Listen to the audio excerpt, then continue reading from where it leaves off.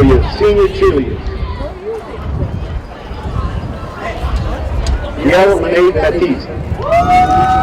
Gail Baptiste of Hahnville is the daughter of Peter Baptiste and the late Jackie Baptiste Jr. and is accompanied also by her godfather, Corey Nichols. She is a member of cheerleading. After graduation, Kiara plans to attend Nicholls State University to major in nursing. Elise Margaret Brown. Elise Brown of Louisville is the daughter of Anna and Dudley Brown. She is a member of cheerleading, Beta Club, National Honor Society, Student Council, Spanish Honor Society, Student Advisory Team, and a kickoff member. Elise serves as Beta Secretary, KOM Council member, Senior Class Student Council Secretary, and was awarded Magna Cum Laude, Lau Award of Scholastic Achievement, Principals List Award, and Superintendent's List Award. After graduation, Elise plans to attend Louisiana State University to major in biological engineering. Shelby Lynn Gidry. Shelby Gidry of Louisville is the daughter of Gwen and Galen Gidry. She is a member of cheerleading, Beta Club, Interact Club, National Honor Society, and was awarded Magna Cum Laude. Shelby also serves as captain of the cheerleaders. After graduation, Shelby plans to attend the University of Louisiana at Lafayette to major in speech, pathology, and audiology. Sarah Catherine Holloman. Sarah Holloman of Bayou Gauche is the daughter of Julie and Timmy Holloman, and a member of cheerleading. After graduation, Sarah plans to attend Nicholls State University to major in nursing.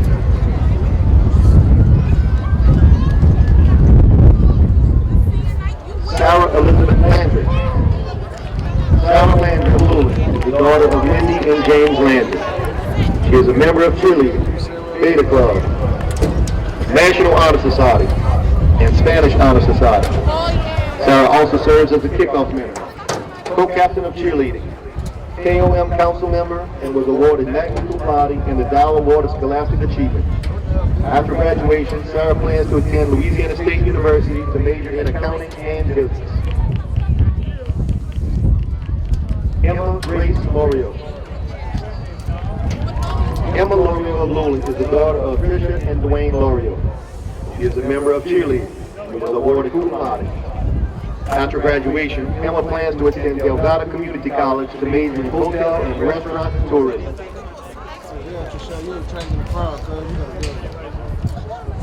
Alyssa Mary Solomon. Alyssa Solomon of Louisville is the daughter of Christy and Hollow Solomon. She is a member of cheerleading and was awarded cum laude. After graduation, Alyssa plans to attend Nicholls State University to major in nursing.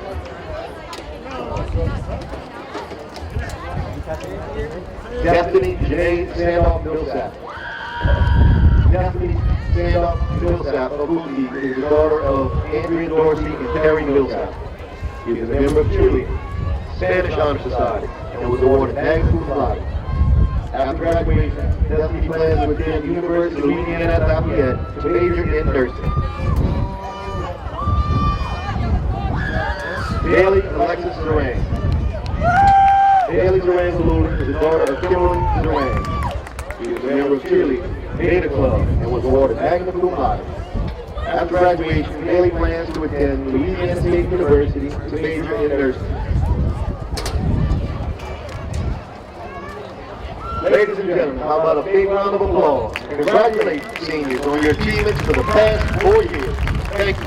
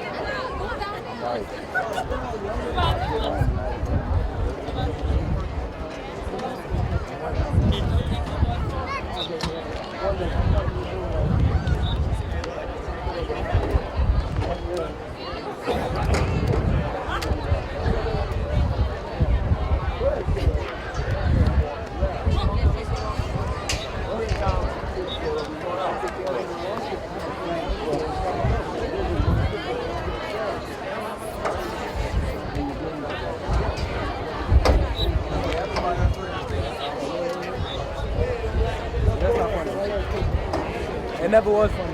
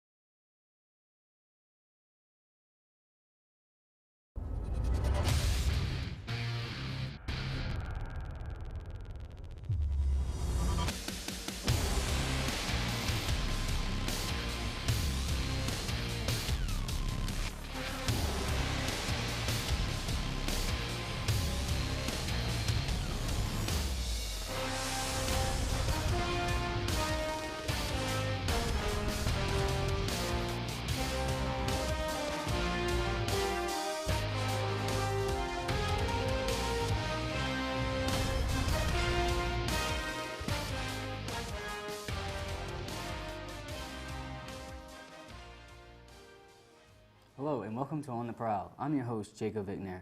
With me today is the coach of the Destrehan Wildcats, Coach Steven Robichaud. Thanks for joining us today, Coach. Hey, how are you? On today's show, Coach will break down last week's game with the South Lafourche Tarpons, and we'll take a look at the current District 7 5A standings. Finally, we'll take a look at next week's game against the HR Bourgeois Braves. So, Coach, what did you tell your team before the game to end up scoring 55 points against the Tarpons? Well, you know, I thought we had a good week of practice. I thought our kids were ready to play. It was another big district game. We thought we had to play well to better compete in. Just kind of went out and do what we normally do. You know, tell them it was Friday night at Destrehan, and let's go out and play hard and do the things we need to do to be successful. And our kids responded. They did a good job. You know, I thought they played one of the better games I've seen in a long time as far as total offense, defense, special teams. And it was a pretty good showing for us Friday night. Your offense racked up 493 yards total off of offense. What you think contributed to that? Well, I think a number of factors. You know, sometimes in the game of football, things just kind of click. And I thought everything we did that night, it kind of worked for us. We even had a play where ball was tipped and ended up in the offensive lineman's hand. He caught it and ran the ball for 10 yards. So it was one of those nights where everything seemed to be working. I thought Coach Boyne did an excellent job as far as getting our kids ready to play. Kids, they executed the game plan, did what we needed to do to be successful. Kids played hard. They did what they needed to do, eliminated a lot of mistakes, and I thought they went out and had a real good offensive output on Friday night. Marquise Sternsberg had an amazing game with 170 yards passing and 2 touchdowns.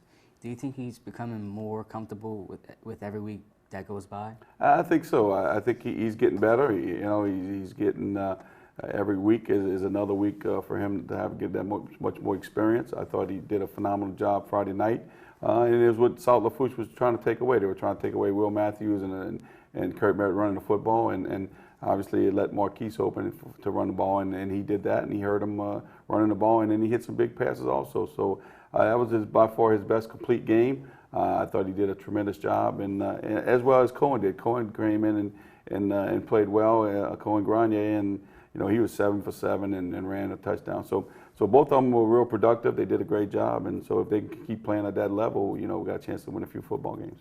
All right, let's take a look at the first half highlights.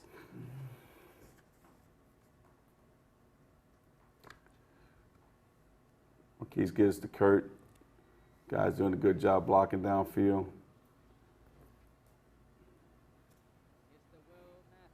There's Marquise. They're kind of taking away Alfred Smith, leaving it kind of open for Marquise. Does a good job reading it. That's a play we run, has a run pass read option. He could he faked, he could have ran it in the middle, he could have thrown it outside, but he decided to keep it himself. So real good play for him. Alfred Smith with a big catch over the middle. We knew going in that Alfred probably could have had a big night if he did what we were supposed to do, and he did that, so that was good. Alfred with another big catch. Great pass by Marquise right here. Defensively was tremendous all night. I think they had 1 first down. Their quarterback rushed for 200 yards the week before. He had 10 this week, so our kids did a phenomenal job. Kurt showing his athletic ability right here. And Will just does what Will does. He does a great job running hard and tough to bring down. There goes Will getting in the end zone.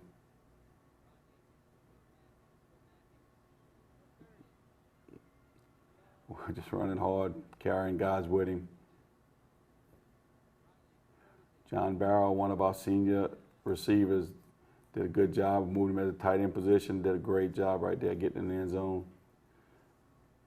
Our kickoff coverage team's been good. Karan Taylor, Kendall Anderson, they do a great job on that team. That's that play we're talking about, the run pass option. Cohen does a good job getting it to Tremaine Armstrong. Tremaine gets it downfield for positive yardage. Cohen hitting Kurt in the flat. And Kurt does a good job making positive yards.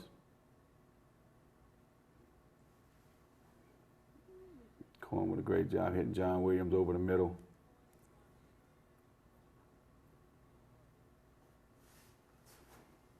Randy Harvey did a good job kicking for us all night long, getting it either touchback or inside the 5-yard line.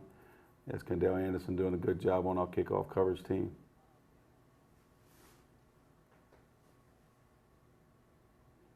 There's Alfred, look at the offensive lineman downfield, do a good job blocking. Receivers do a good job blocking. Marquise's second touchdown of the night, does a good job finding the crease and gets it done. Your team was up 41-0 at the half. What did you tell your team to keep the momentum going into the second half? Well, the thing you want to do is come out the second half and continue to play well. Obviously, we're fortunate enough to have a real good first half. The thing you want to do is you don't want to have a letdown. You want to come out. Usually when you're up by that much, you come back and you let your starters play for one more series, and that's pretty much what we did. We came out second half and then and scored, and then kind of got the young guys in there and let them play. But you want to come out with momentum. You want to come out and see if you can come out and still be positive coming out of halftime. We were able to do that, and I think that was a positive for us. Your defense didn't even allow a single first down in the first half. Do you think they're improving every week? No, they've been playing well. This defense has given up averaging less than 10 points a game. They've really shut the opponents out. Just a tremendous job. Coach Lance today does a good job with those guys. They're good players. They're big. They're physical.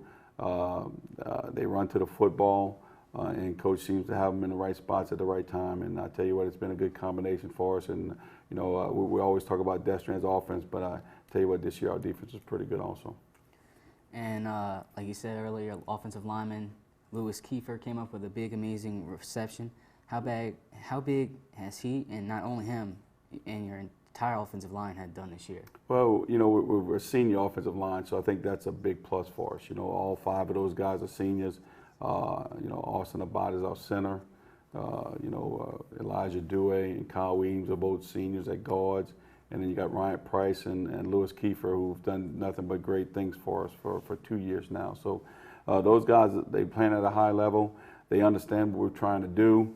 They, you know, whenever you can have seniors on the field, that's a big plus, and it shows by the amount of yardage that Will Matthews has so far, and all the running backs and the quarterback having time to throw the ball. So I think that you're right. You know, I always look at whenever you're doing grading film or looking at opponents, you look at how good are they on, you know, because everybody's going to have skill guys. You know, the main thing that I look at is, you know, how good is the offensive line, how good is the defensive line, because that's the key. And we're real fortunate to have a real good offensive and defensive line this year. All right, let's take a look at the second half highlights.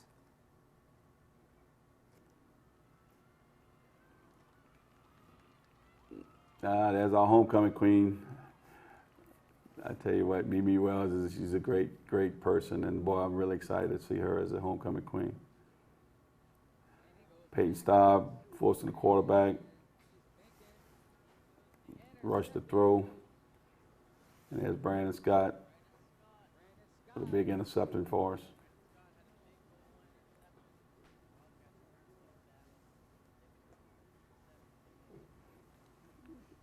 Got a number of young guys in right here. That's Kalen Brown doing a good job. Kendrick Lee, sophomore receiver / running back, doing a good job running the ball inside.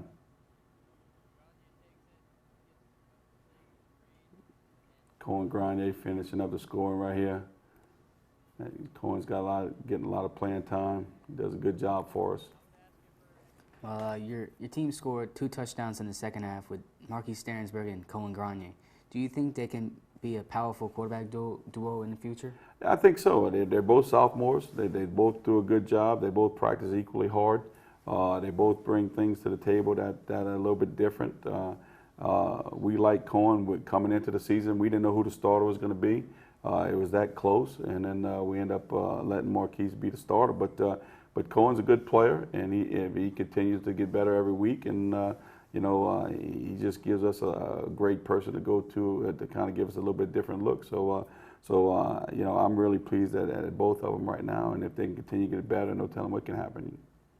Your backups play very well in the second half. How effective they will be when your big key seniors leave?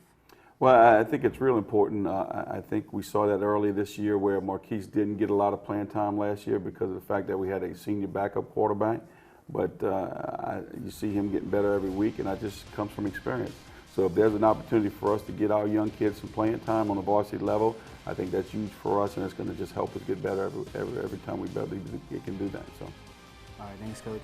Coming up next, we'll take a look at how the District 75A currently looks. And Coach Robichaud will break down this week's game against the HR Bourgeois Braves. We'll be right back.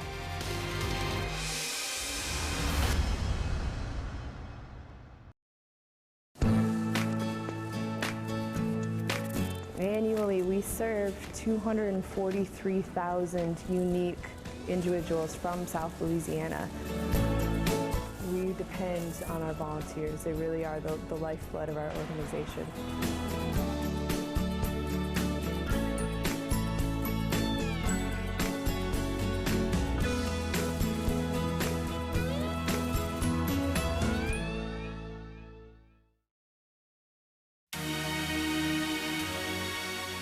The Press to Play production team is a student-run, student-led production crew from the Advanced TV Broadcasting class at the Satellite Center. Each week, the Press to Play team will broadcast a game of the week and stream it live online at presstoplay.tv. Tune in Friday, October 31st to watch the Hahnville Tigers take on the Central Lafourche Trojans. On November 7th, tune in to watch the Destrehan Wildcats take on the East St. John Tigers. All games will be broadcast on Cox Channel 8 in St. Charles Parish, and they will be available online on our Vimeo page and on presstoplay.tv.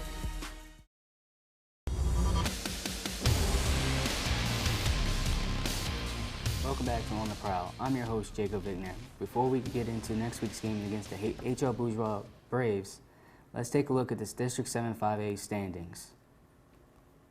Well, taking a look at Destrehan 5-0 and 8-0 in district, what other team you think is impressive so far? Well, if you look at it, Thibodeau's got to be the thing that stands out. You know, Thibodeau, that coach has done a great job with them. You know, they're 4-1. They've done a great job for us. I mean, a great job this year. So, you know, I think that, you know, they're the only ones that can really, if we happen to lose the next two, can really tie us for the district championship. But I just think that, you know, right now, if we can happen to win this week and then set it up, if we win this week, we automatically the district champs no matter what. So this week's going to be big for us. What other team you think impressed you the most this year? I think Thibodeau. I think Thibodeau is the, you know, their coach has done, like I said, has done a great job with that team. When we went down there and played them in a 21-14 game, they had their stands full. They had a bunch of people there. So he's definitely turned that program around. Probably the most impressive thing in the district this year. So we're excited. You know, he's a good friend. So excited for him and his program. Well, the H.L. Bourgeois Braves lost to the Hahnville Tigers 58-8. What are you going to do the same thing to what Hanville did? Well, we just got to go out and practice hard, and our kids have already started that. And you know, our philosophy is just get better every day and every week, and that's what we're doing this week. And go out and hopefully we can have the success that we had this past week against H.L. Bourgeois. All right. The Braves haven't affected anyone this year with a 1-7 record and district record of 0-5. What are you going to tell your team so they don't take them lightly? Well, the thing that you got to look at is, you know, they do move the football. Their quarterback does a decent job. Their running back runs the ball well. So they just hadn't scored a whole lot of points. So hopefully that'll continue again Friday. And, you know, we'll tell our guys it's week 9. It's a Friday night. It's a district game. You know, we got to go out there and take care of our business, and hopefully we get that done. Well, the Braves lost to y'all last year, 63-8, but you won't be at home this year. What are your expectations going away to play them? Well, you know, it's always tough to get on the road, and, you know, we hadn't done that a whole lot this year. So, you know, we're going to go back on the road this week, and hopefully it won't be an issue. You know, we won a big game at Thibodeau, so that was big for us. So, you know, I just think we just got to continue going, do what we need to do, do the little things to be successful, and I think we'll be okay. All right, Todd Atkins, the Braves quarterback, did well, 6 for 8, 130 yards. What is your team going to do to contain him? Well, you're absolutely right. That's the one thing that we've been taking a look at, you know, watching film and scouting those guys, was that quarterback does a good job. And like I said before, he had 2 big runs against Central Lafourche. They moved the ball against a lot of their opponents. They just having trouble scoring. So, you know, we're not taking them lightly by no means. We're going to go out there and do what we do to be successful, and hopefully we'll be fine. All right, thanks for joining us today, Coach. All right, thank you. This will do it for this edition on The Prowl. I'm your host, Jacob Vigner. Thanks for watching.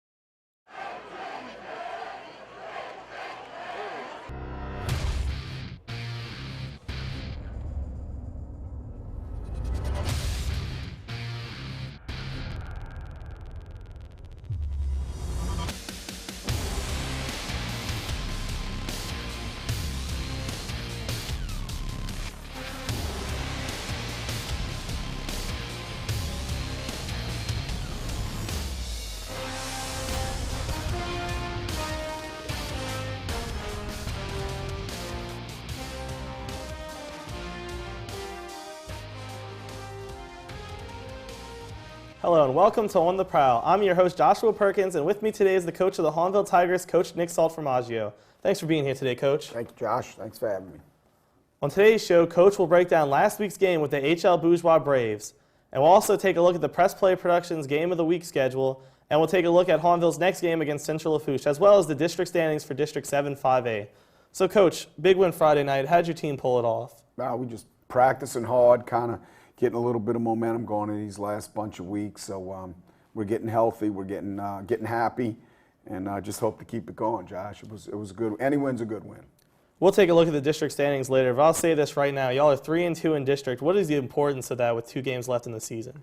Well, we're not going to be the district champions. We kind of understand that. But the most important thing now is to establish a pecking order in the district. I always felt like in this Bayou district, it should go through Hahnville and it should go through Destrehan and then, kind of let everybody else chase us. So we were able to leapfrog East St. John with a win last week. And we got 2 tough ones left with Central Lafourche and South Lafourche, and if we're able to win those 2 games, we kind of reestablish our identity in a district which we had lost a little bit over the last couple of years. So, right now more than anything, it's about getting the best seed you can get in the state playoffs, and that's what we're fighting for right now.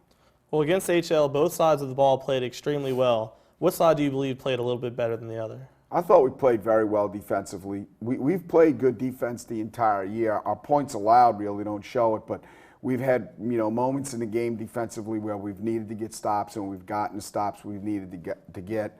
Offensively, we're still kind of a little bit all over the place. We still haven't established an identity of who we really want to be. But with that being said, we've scored 159 points the last 3 weeks. So if we can ever figure it all out, I think we could really be a tough out. Thanks, Coach. Let's take a look at the highlights from the first half. Right off the bat, defensively, we came out and made some nice stops, some big plays along the way. But again, our defensive front has been playing very well. Dwayne Thomas has had an outstanding year.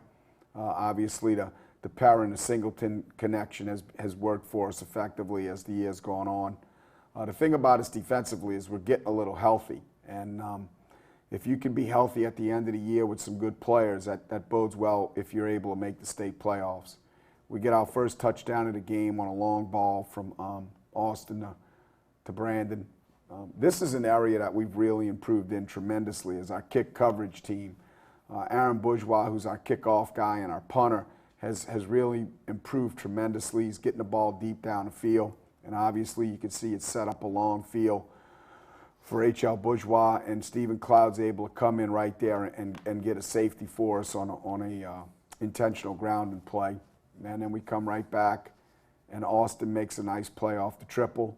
It kind of looks like we're playing in slow motion there, but there isn't anybody around him, so he kind of cakewalks into the end zone. And again, it allows us to set up ourselves defensively. Joshua Carmidel with a tackle for a loss. We get a nice blitz play here. A ball gets tipped up, and Jai Knight gets an interception. It's his second pick 6 in the last 2 weeks. So whenever you can get scores by your defense, and that's 8 points off of our defense right there, you got to believe you're going to be successful. Like I said, Dwayne has really had a great year for us, making a big play on power flow. And we thought we had turnover there, but the referees ruled down by contact, whatever that meant. And Austin's second pass in the first half on a little inside screen up to Brandon. He's able to get his second touchdown of the night. And again, just our run defense has been really good the entire year. And it showed up Friday night. Josh Carmidel and Drew Favre with a sack. Josh actually got hurt on that play. We're not going to have him this week, but it was a big hit. He fell on a helmet, and he got a little beat up. And Devontae Clark's had an outstanding second half of the year, and that's another example of it. And then Devontae Craven gets the touchdown to give us a 37-point lead going into halftime. Both teams started slow, with the first touchdown coming with only 40 seconds left in the first quarter. We saw how good your defense played. What did HL's defense do to keep you off the board? It's not so much, the crazy thing about running the option is if you don't read it correctly, you're not going to move the football. And early on, we weren't reading very well. We should have been keeping when we were given. We should have been pitching when we should, pitching it when we kept it. So we kind of hurt ourselves, shot ourselves in the foot a little bit. And then as we adjusted, after the end of the first quarter, we got it rolling a little bit. But again, everybody in this district has somebody that can play well on every Friday night. And HL has those kind of guys as well. Their record may not reflect it, but they did a nice job coming out early with their defensive scheme, giving us kind of false keys, and we weren't able to pick it up quite well. And they just kind of bogged us down a little bit. After the first score, a 40-yard touchdown pass from Austin Perrin to Brandon Singleton, which was one of his first of 3 on the game, the floodgates opened up, and your Tigers were able to score 30 points in the second quarter. How big was it for your team to go into halftime up 37? Well, we hadn't had a game like that the entire year, Josh. It was nice to go in at halftime knowing, we're going to win the game. And the big thing now is, I told them at halftime, keep your feet moving. Don't let your feet be stuck in the ground because that's how you get ankles and knees hurt. And, just keep playing with the same physicality. Act like it's a 0-0 ball game. And those are the kind of things you talk about. But we hadn't played a game like that the entire year. I mean, we'd been in 6 pretty tough ball games prior to that. Thanks, Coach. Let's take a look at the second half highlights. In the second half, again, our run defense has been pretty stout, but we were able to play a lot of backup kids. And when you can do that, it gives you an opportunity not only to build your program for the future, but to rest kids and have them healthy for the stretch run, which is what we're now in. Offensively, there's Devontae Clark, who's good. He's just going to be a spectacular player for us. And that's 2 sophomores out there playing right there. And our run game set up our pass game, and Austin Perrin to Singleton for the last score of the game. And then defensively, Jamonte Williams, who had been a little beat up the last couple of weeks. He had a hurt foot. He got his second interception of the year and had a nice long return with it. And we were able to give the ball inside to Bradley Oquan, who's one of our quality senior players. Good kid, great kid in school. And it's good to see him to get a touchdown. This was kind of crazy. They were faking a lot of punts Friday night. It was an unusual game and how many punts they had faked. But what it did was we were able to defend it. It gave us a short field, and then we get a spectacular run there by Norquell Flowers right after that fake punt we had defended. And, obviously gave us a big win, big lead. So. Well, you talked about HL faking all those punts. Did your punt defense know that they were going to fake all those punts coming into the game? Yeah, we had seen it on film, but what's crazy is they give you so many different formations with so many eligible receivers lined up at different spots. You have to identify them, and it got us one time, and credit to them. I guess they work a lot on that. I don't know what they're doing, but we misidentified one of their receivers, and they popped us for a first down. We were able to get out and play defense again and stop them from scoring, but it actually helps you in the long run because now we know we have to prepare a little bit harder, because people see them faking punts on us, and our next opponent may want to try it as well. So it kind of helped us a little bit. As we saw in the highlights, your team put 58 points on the board, and HL didn't score until the final minute. Were your players expecting this big of a blowout Friday night?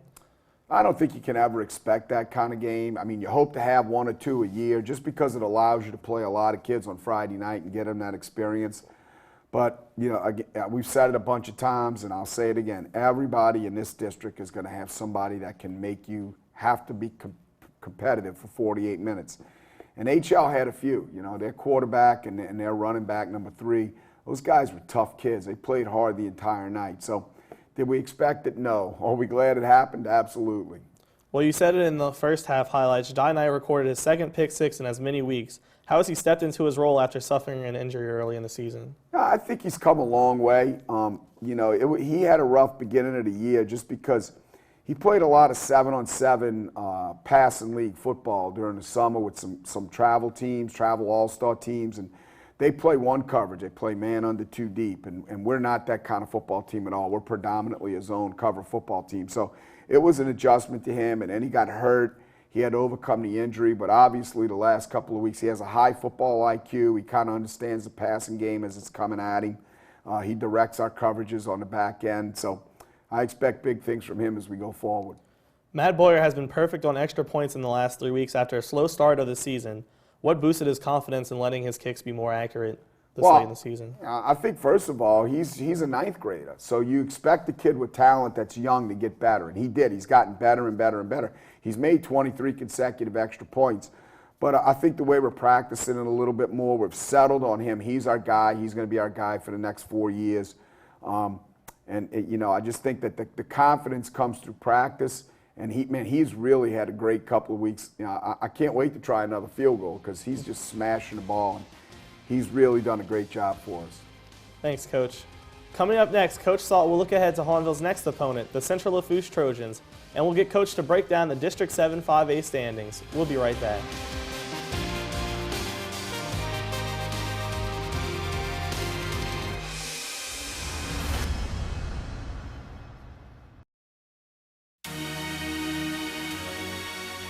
The Press to Play production team is a student-run, student-led production crew from the Advanced TV Broadcasting class at the Satellite Center.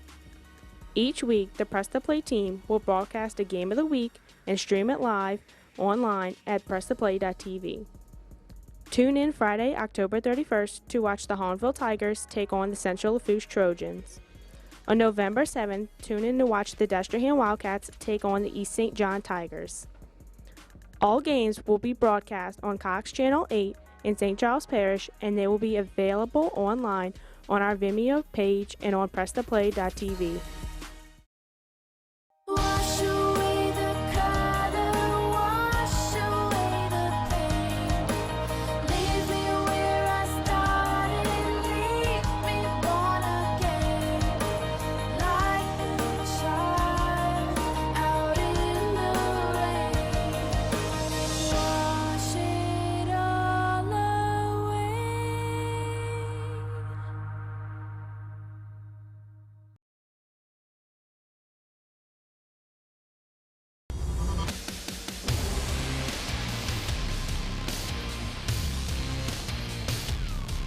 Welcome back to On the Prowl. Before we take a look at Hahnville's next opponent, the Central Lafourche Trojans, we'll take a look at the District 7 5A standings through 8 weeks.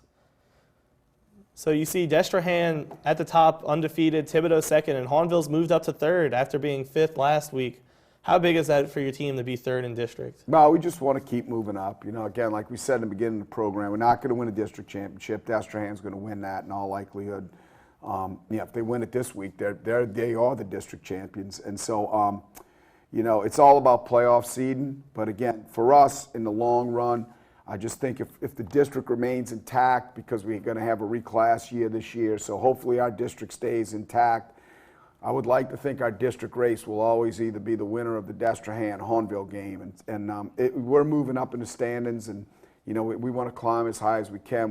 We have that loss to Thibodaux that still kind of grates on us a little bit. We talk about that every day in the office, but there's not anything we can do about it other than win the rest of our games and get as high a seed as we can get. And the next team you're playing, Central Lafourche, is 2-3 and 4-4 in the season. They're sitting in 6th, but they're right behind East St. John and South Lafourche. Do you think you're going to experience some confidence from that Central team trying to make their way into the playoffs? Oh, absolutely. You know, Coach Menard does a great job. They're a similar team, you know, in what they do offensively to what Rummel did to us earlier in the year. They don't turn the ball over, rarely turn the ball over. They give you multiple formations. They get the ball to their best players out of the multiple looks, moving those kids around so you can't really get a beat on where they are at all times. And then defensively, they're going to cause us some problems because they're a 3-3 stack team that blitzes every down. Now, the thing about that is when you play an option team, if you blitz and you blitz into the right call, then you're going to make a big play. But again, if you blitz and you have the wrong call made, the option can get the ball on the edge and you can get a big offensive play. So Central Lafourche upset Hahnville last year. It kind of was maybe a low water mark, I think, over the last bunch of years for Hahnville. With all respect to Central Lafourche, I think the Hahnville kids felt a little disrespect by that loss, you know, and so we got a little bit of extra energy this week, but you know, I told the kids, again, it's just another opportunity to prove that we're a good team, that we have an opportunity to win. And finally, the big thing, Josh, is it gives us a chance to win our 6th ball game. And in high school football, when you get to your 6th win, you can never be a loser. That senior class will go out as a winner. And, you know, so to get that 6th win in the regular season, that's very, very big. Because, like I said, it gives that senior class the rest of their lives. They can say, hey, as a senior in high school, my football team had a winning record. And we haven't been over 500 at Hahnville at end of year in a couple of years. So it gives us an opportunity also as a school, as a football community at Hahnville High School to have a winning football program. So there's your district standings, folks. There's a few big games this weekend, and we'll see how they fare next week. So, Coach, Central is having a lackluster season, but has pulled off upsets before, like taking East St. John to overtime. Right. How are you going to keep them from being able to pull off the upset Friday night? Well, defensively, we have to identify formations. They have some good football players. Number 5 for them is a very, very good player, and so we have to find where he is. They get the ball to him in a lot of different places and try to get it to him in space. They have a big tight end. Their quarterback seems to really understand what they're trying to do conceptually on offense. And then defensively, like I said, they're not the biggest guys around, but they run well with the ball. They have a very good scheme. They give you a lot of upfield pressure with their blitz game. And we were laughing the other day. It's like I think they blitz getting on the bus and blitz getting off the bus. So we have to be able to protect our inside run gap so we don't get any run-throughs. But they're looking at it like we're looking at it. It's an opportunity for them to get win 5. So that gives them a chance the last week of the season to play for a winning record and play for a high seed in the state playoffs. And it's like I said a few minutes ago, for us, it's an opportunity to prove that we're a good football team. It will be 4 wins in a row for us if we're fortunate enough to get it. It gives us a chance then the last week of the season to play for a really, really nice seed in the state playoffs when we go to South Lafourche. So Central Lafourche is a big game for a lot of reasons. And then, like I said also, they upset Hahnville last year, and it might have been, like I had said, a little bit of a low watermark for us. And our kids remember that. A lot of kids on the team this year played in that game last year, and they got a little bit of extra energy this week. Earlier in the year, you talked about the importance of getting 6 wins on the season and making the playoffs. Now that you're 1 game away, how does your team feel going into the game? Oh, I think they feel great about it. It's hard in 5A football to get in the state playoffs. And it's particularly hard when you have a change in the staff, a change in the system. There's just a whole lot of dynamics that people who aren't in the locker room, who aren't in the coach's office, really don't quite understand. And for us to do that first year in our program at Hahnville, that'd be a tremendous accomplishment for us. How are you going to pull off that 6th win Friday night? We just have to play good Hahnville football. We have to be physical on both lines of scrimmage. Again, it's cliche, but it's accurate. We can't turn the ball over. We haven't turned it over in 2 weeks, knock on wood. And, just be really sound in our kicking game and with our tackling. If we can do those things, we should be okay. Well, once again, thanks for being here this Thank week, you, Coach. Josh. Appreciate it. Be sure to tune into this Friday's Press Play Game of the Week, which will be the Hahnville matchup with the Central Lafourche Trojans. I'm your host, Joshua Perkins. Thanks for watching.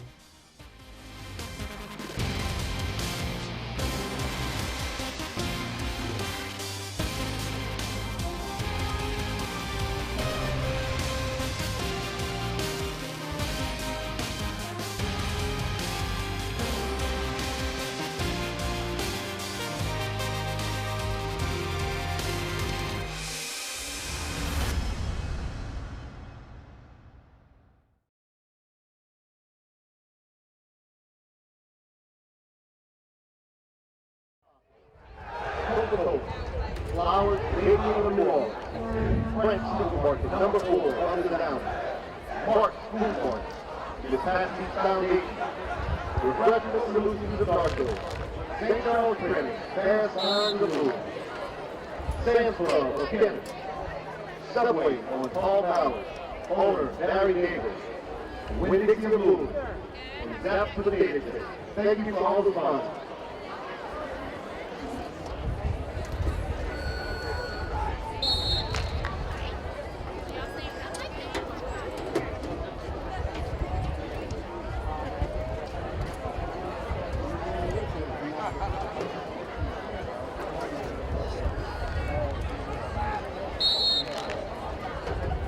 Good evening, ladies and gentlemen. Welcome to week number 9 of LHFAA football season. Your game tonight between the Central Lafourche Trojans and your home fight Tigers. And now for your lineup for tonight's game. First, Central Lafourche, all offense. Center, 74, Colin Smith. Left guard, number 70, Logan Bergeron. Left tackle, number 76, Holden Pierce. Right guard, number 52, Colvin Hebert. Right tackle, number 61, Sage Duplantis. Tight end, number 88, Chance Goodrow. Wide receiver, number 5, Thomas Russell. Wide receiver, number 10, Casey Knight. Wide receiver, number 81, Andrew Griffin. Running back, number 8, Juan Gray. And a quarterback for the Trojans, number 12, Austin Oakland. And now for the defense. Defensive end, number 37, Bishop Hendricks. Defensive end, number 99, Josh Woodrow. Nose guard, number 96, Devin Anderson. Linebacker, number 90, Xavier Triplett. Linebacker, number 34, Zach Bilbo. Linebacker, number 25, Derion Thomas. Strong safety, number 20, Cade Martin. Strong safety, number 2, Jake Alamo. Cornerback, number 15, Anthony Poindexter. Cornerback, number 80, Devon Baptiste. And free safety, number 3, Sharon Richard. Opponent for the Trojans, number 33, Austin Gibbons. And your kicker, number 9, Logan Malone.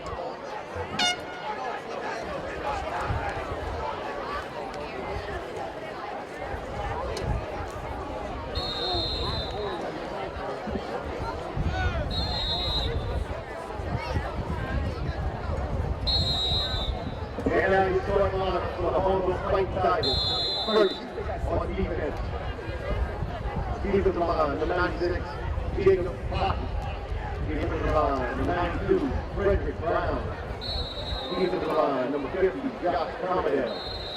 Defensive line, number 15, Dwayne Thomas. Linebacker, number 8, Peyton Roberts.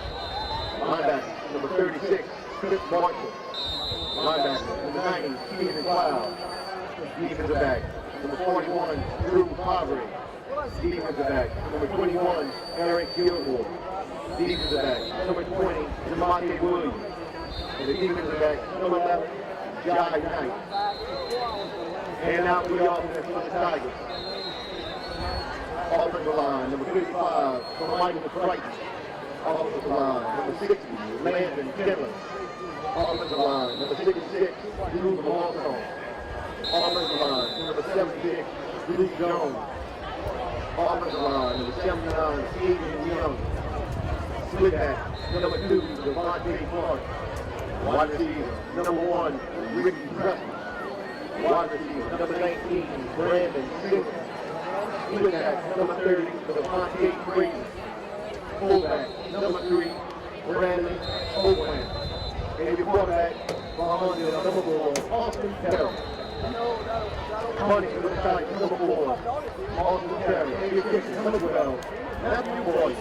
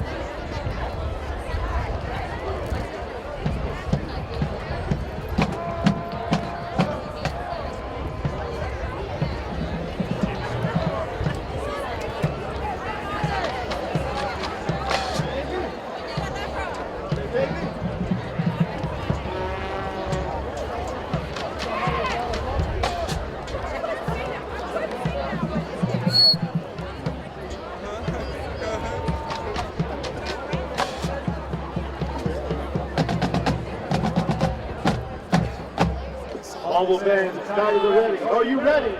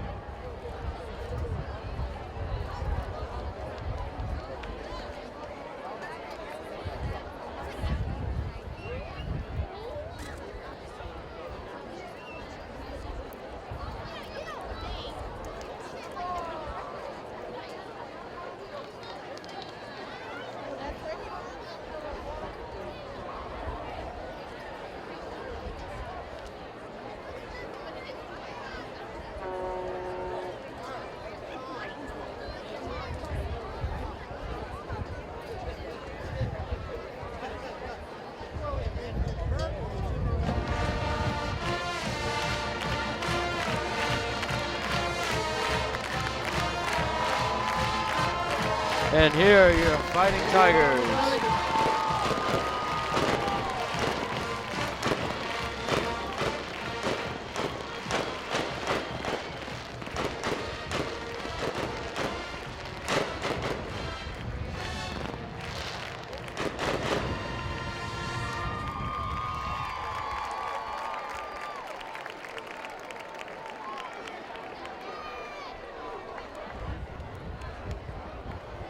Tonight, fans, we wish you could continue our salute and service members. If there are any military veterans or current service members in attendance tonight, we ask that you please rise now so we may thank you for your service to our country.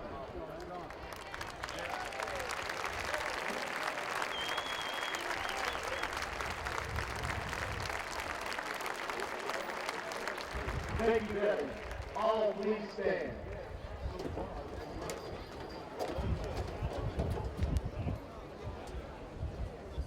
We ask that you please rise now so we may thank you for your service. At this time, we welcome Hahnville High School senior Brittany Schubert, who will perform as a tribute, America the Beautiful, as a tribute to our service members here tonight.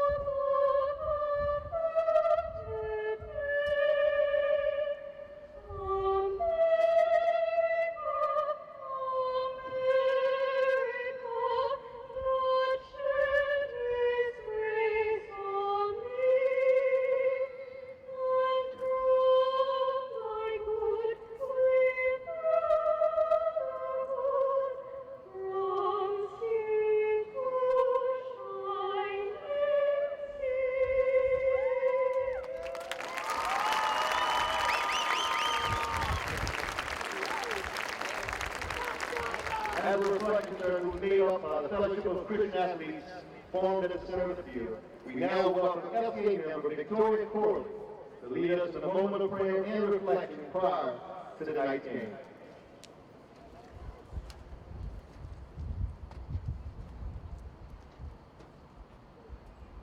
Would you pray with me? Dear Heavenly Father, we thank you for this night and for each person here. Lord, we ask you to bless the players and keep them safe from injury. We pray that each player will play in a manner that honors you. We thank you especially for the seniors tonight and ask that you guide them and keep them always. We ask all these things in your holy name. Amen.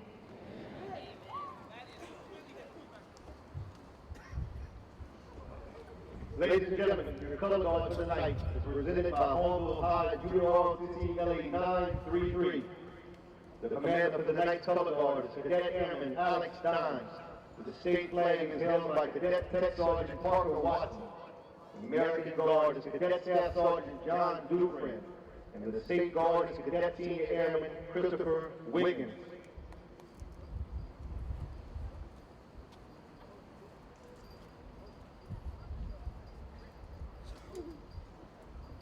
Ladies and gentlemen, please remain standing, and gentlemen, please remove your hats for the playing of our national anthem. The national anthem will be performed by the Hahnville High School marching band. The band is under the direction of Mr. Eric Gato and Mr. Michael Danagold.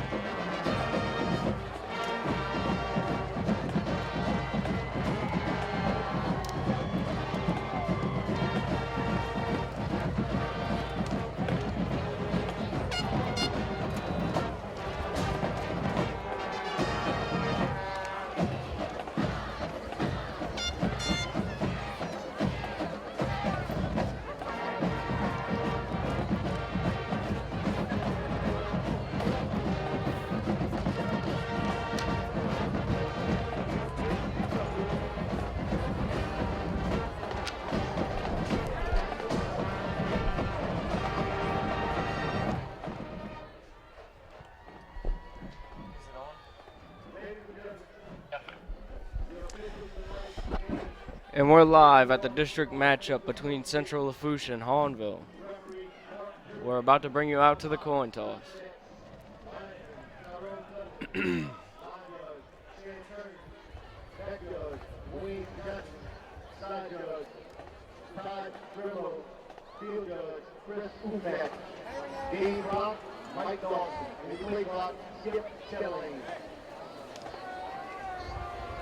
We're going to have 4 seniors going out for the coin toss. Fred Brown, Brandon Singleton, Bradley Oakwan, and Achman.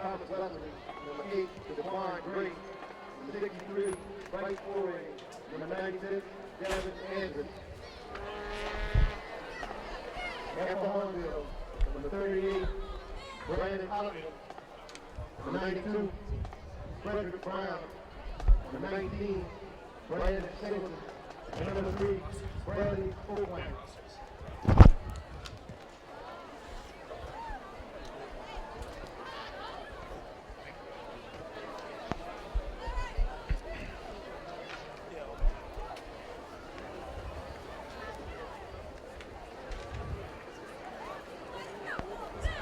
And it looks like Central Lafourche has won the toss and has chose to defer. And Hahnville will receive the ball to start off the game. Some players to watch out for Central Lafourche. Quarterback number 12, Austin Oakwan. Running backs number 5 and number 8, Thomas Wesley and Daquan Gray. Wide receiver number 80, Devon Baptiste. And tight end number 88, Chance Gotro. Some players to watch tonight for Hahnville. Number 1, wide receiver Ricky Preston. Number 4, the quarterback Austin Perrin. Number 30, Devontae Craven. Number 2, Devontae Clark. And number 19, Brandon Singleton, the wide receiver. I saw former first-string quarterback Mike Neal, who, of course, was out for this the most of the season with a collarbone injury. I saw him warming up with the first-team reps, so we might get a chance to see him tonight. Yeah, they said he might come in depending on how the game goes tonight. As we see Central Lafourche lining up to kick off. Back to return for Hahnville, Ricky Preston, Jamonte Williams, and Eric Gilmore. Of course, Anthony Williams, Anthony Williams, he's had some big returns when they kick to him. They try to keep away from Ricky Preston, but both Anthony Williams and Eric Gilmore are extremely explosive off the ball. And we'll see who they kick it to here.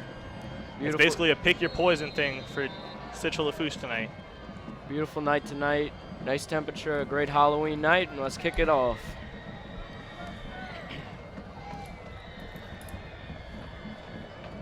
And here's the kick. And it looks like it will be Ricky Preston to return. He takes it at about the 5. Makes a cut in. He has the corner. He might get to about midfield. He's still running. He's still on his feet. He has him. And that's going to be a touchdown. Ricky Preston, the first play of the game, a 95-yard kickoff return for a touchdown. Their first kickoff return for the touchdown on the season in Week 9. Ricky Preston starting this game off right for the Hahnville Tigers. Now they have all the momentum going into this one. Early 6-0 lead. First play from scrimmage. And we talk about how good Hahnville's offense is, how they can move the ball down the field and score. They didn't even have to move the ball down the field to get 7 points, thanks to wide-out Ricky Preston. Oh, no, indeed. This Hahnville team showing tremendous improvement in their special teams. And now we'll have Matt Boyer to attempt the PAT. He's been perfect in the last 3 weeks, 31 for 31. And Waylon LeBlanc will be the holder.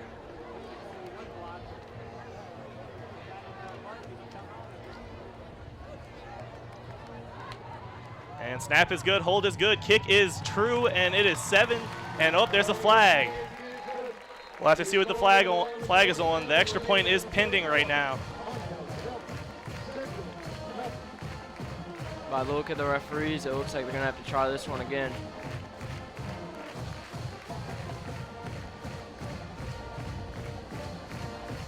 And we'll see it's a false start on the Tigers.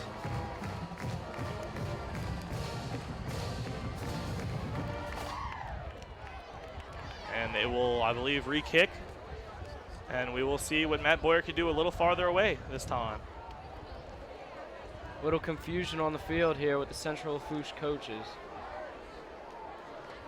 Perhaps they're wondering whether it's going to be assessed on the kickoff or if they're going to retry the extra point. And they're now sending their team out. It looks like we're going to have an extra point try.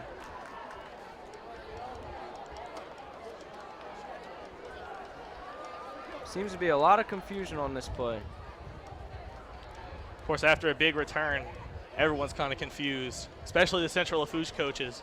You know, they come into this game hoping for the upset, and right off the back, they give up a big play. We're 13 seconds into this game, and they're in a 6-0 hole, perhaps a 7-0 hole, pending this extra point. That'll be Matt Boyer again, Waylon LeBlanc holding, Brad Oquin snapping. Brad Oquin, of course, the power back for this team. He does the long snapping. Still some confusion pending this play. Not really sure what's going on. Hahnville coaches want an answer. Central Lafourche coaches want an answer. But what we know is it's 6-0 right now.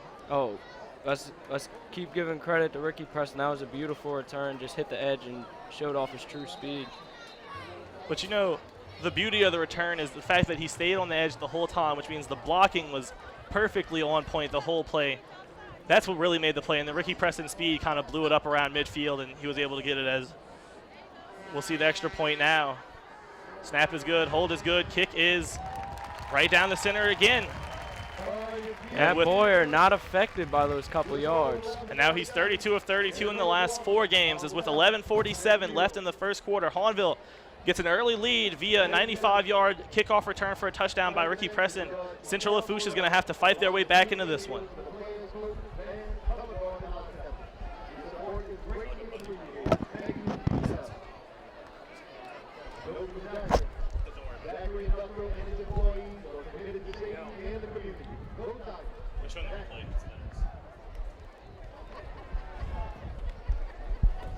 And we're going to see here on the replay, Ricky Preston just burning them on the outside. Great speed there from the wide out. Of course, he started the season as a running back, him and Devontae Craven, but Devontae Clark moved into the running back role, and he's had an explosive few games. Of course, he's been their best running back in the past few weeks, and it's no disrespect to Devontae Craven. Devontae Craven's been right with them, but Devontae Clark is surprising a few people, the sophomore. Devontae Craven also a sophomore. Aaron Bourgeois, Jr. on the kick. And takes the kick, and it's short and lined. The big tight end for Central Lafourche is going to field that one and run out of bounds. And that's Chance Gotro who fielded it, and he'll get to about the 33. That was one of my players to watch. 6'3", 245-pound senior out of Central Lafourche, tight end. And he's definitely a big offensive threat when they decide to throw the ball. Of course, last week against Terrebonne, they relied on their run game a lot. Their quarterback was only 7 of 11 for 112 yards, and they had 350 yards rushing. Expecting to see a lot of runs out of Daquan Gray, number 8. And that's Daquan Gray in the backfield right now with quarterback Austin Oquin, the junior. Daquan Gray, the senior. We have Dwayne Thomas moving to the side of the field for Hahnville. Let's see, it looks like they're sending a blitz on this play. They have 5 in the box. We'll see what they do. Oquin hands it off to number 5, Thomas Wesley, who gets about 8 yards on the run. Central Lafourche coming out here with some speed on the very first play. And Hahnville showed the blitz. Central counted with a little sweep play. These Central coaches know what to do. Hahnville's defense has really been impressive this year, although the points allowed do not show it. They really have been impressive, especially that front 7. There's been a lot of big plays and triple overtime games that's ran up their points against. See, Oakland will line up in the shotgun again, a formation they love to play. 3 wide receivers set, and they give it off to Gray. And Gray has the outside, and he'll get to about midfield, bounces off a tackle, and gets to about the 48. Oquin seemed to run the read option on that play, and he read the defense well, and they got a good gain on that play. There's a very smart Central Lafourche team. Central Lafourche 4-4 on the season, but they sure don't play like it. They played pretty hard. And people are shortchanging them, but last year they were able to pull the upset against Hahnville 20-17 in the game at Central Lafourche in Raceland. And they'll be looking to do the same thing tonight, but this might be a much higher scoring game. We're not even 2 minutes in, and it's already 7-0, and it looks like Central is driving down the field, and it'll be Gray again. Gray has a hole, makes a cut, and Good tackle there by John Knight, open field tackle, and it's right around the first down marker, and I don't think they're going to give it to him. Looks like it's going to be about 2nd and inches, if not first down. Yeah, it looks like it'll be 2nd and a yard. They'll spot the ball at about the 39. First down is at about the 38. Central Lafourche not let that kickoff return affect them. No, they came out strong, and it's been a thing this Hahnville team's had to worry about, coming out soft, and the kick return definitely helps them in that category. But if their defense can't stop Central on this drive, it's a wide open game. And it's Gray again, and he'll get stopped behind the line. He is stuffed. Fred Brown coming around the edge on that play. Big Fred Brown, one of the best defensive players on this team. Just a really physical, hard defensive lineman. And that's why he's going to play college ball at Arkansas State. Yep, committed to Arkansas State. One of the up-and-coming programs, had Michael Dyer a few years ago. Of course, Michael Dyer transferred away after a few legal problems. But they're a football team that's definitely on the rise, and we can see Arkansas State in the national spotlight in a few years. And 4 linemen set up. Dwayne Thomas is on the outside, the blitzing linebacker. Central Lafourche in the I formation. And it's a handoff. That's number 5, Thomas Wesley, and he'll get the first down to about the 31. You're going to see that a lot tonight, Thomas Wesley lining up at receiver and running back. It's the two-headed monster of Central Lafourche's run game, Thomas Wesley and Daquan Gray, and they could also throw to Wesley, and Daquan Gray could really run this screen game well from Oakland. That's the thing to watch for tonight. So Hahnville's defense needs to make a stop. A field goal here would be a big stop for Hahnville's offensive defense very early in the game. And Central needs to drive down the field and score. That's the only way to answer a big kickoff return for a touchdown. 1st and 10 in the I formation. They're going to give it to the fullback. And that is Daquan Gray, and he ran into his lineman at the line of scrimmage, and then Hahnville was able to get in there and tackle him. Actually, it looks like number 9, Logan Morange, who on the roster is the kicker. Oh, excuse me, that was number 8. And now Central Lafourche yet to pass tonight. I think a little goal line fade right here would be nice. Of course, they're not on the goal line, but get it to the goal line, heave it up, see what these wide receivers can do. Casey Knight on this side and Thomas Wesley on the other side. Well, actually, Thomas Wesley's moving around, and it will be a pass. And they have a man open. It's picked off by, oh no, Peyton Robert drops it. Peyton Robert, who had a pick 6 our last game broadcast at Hahnville Stadium against Terrebonne. And that one could have gone for 6, but he wasn't able to make it. Austin Oquang kind of trying to force that pass to his big tight end, number 88, Chance Gotro. And they had Casey Knight open at about the 15-yard line. He had made a good move on Jamonte Williams.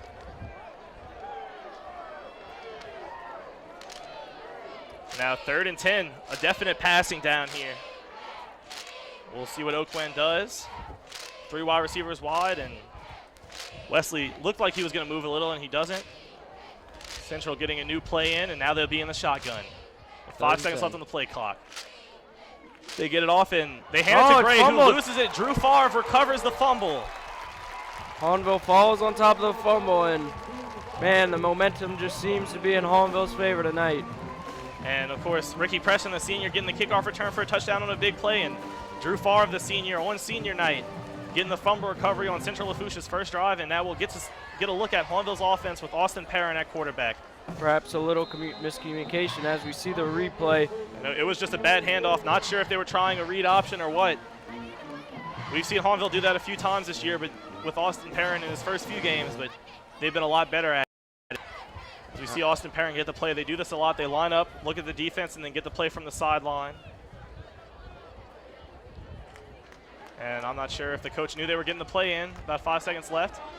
As Craven rolling out, and that's going to be a fumble, but it looks like Devontae Craven will fall on it. Ooh, a scary one right there. Austin Perrin's pitch to Devontae Craven was a little behind. It was a good heads-up play from Devontae Craven to get on the ball.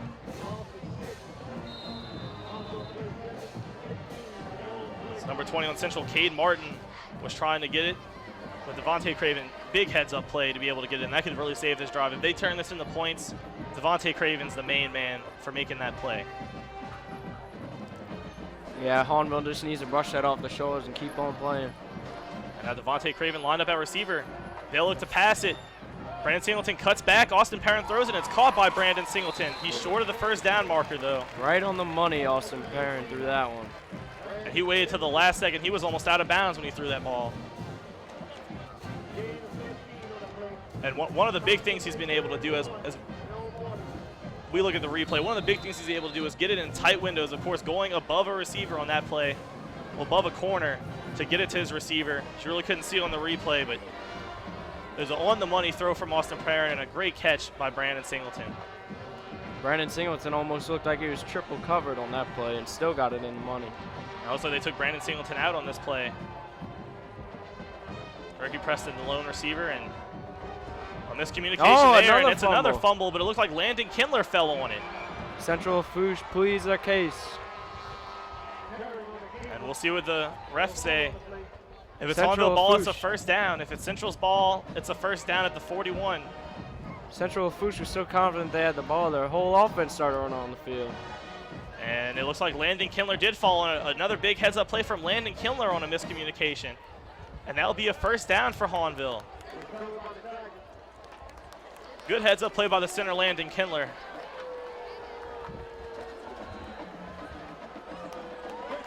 And Central Lafourche is calling a timeout.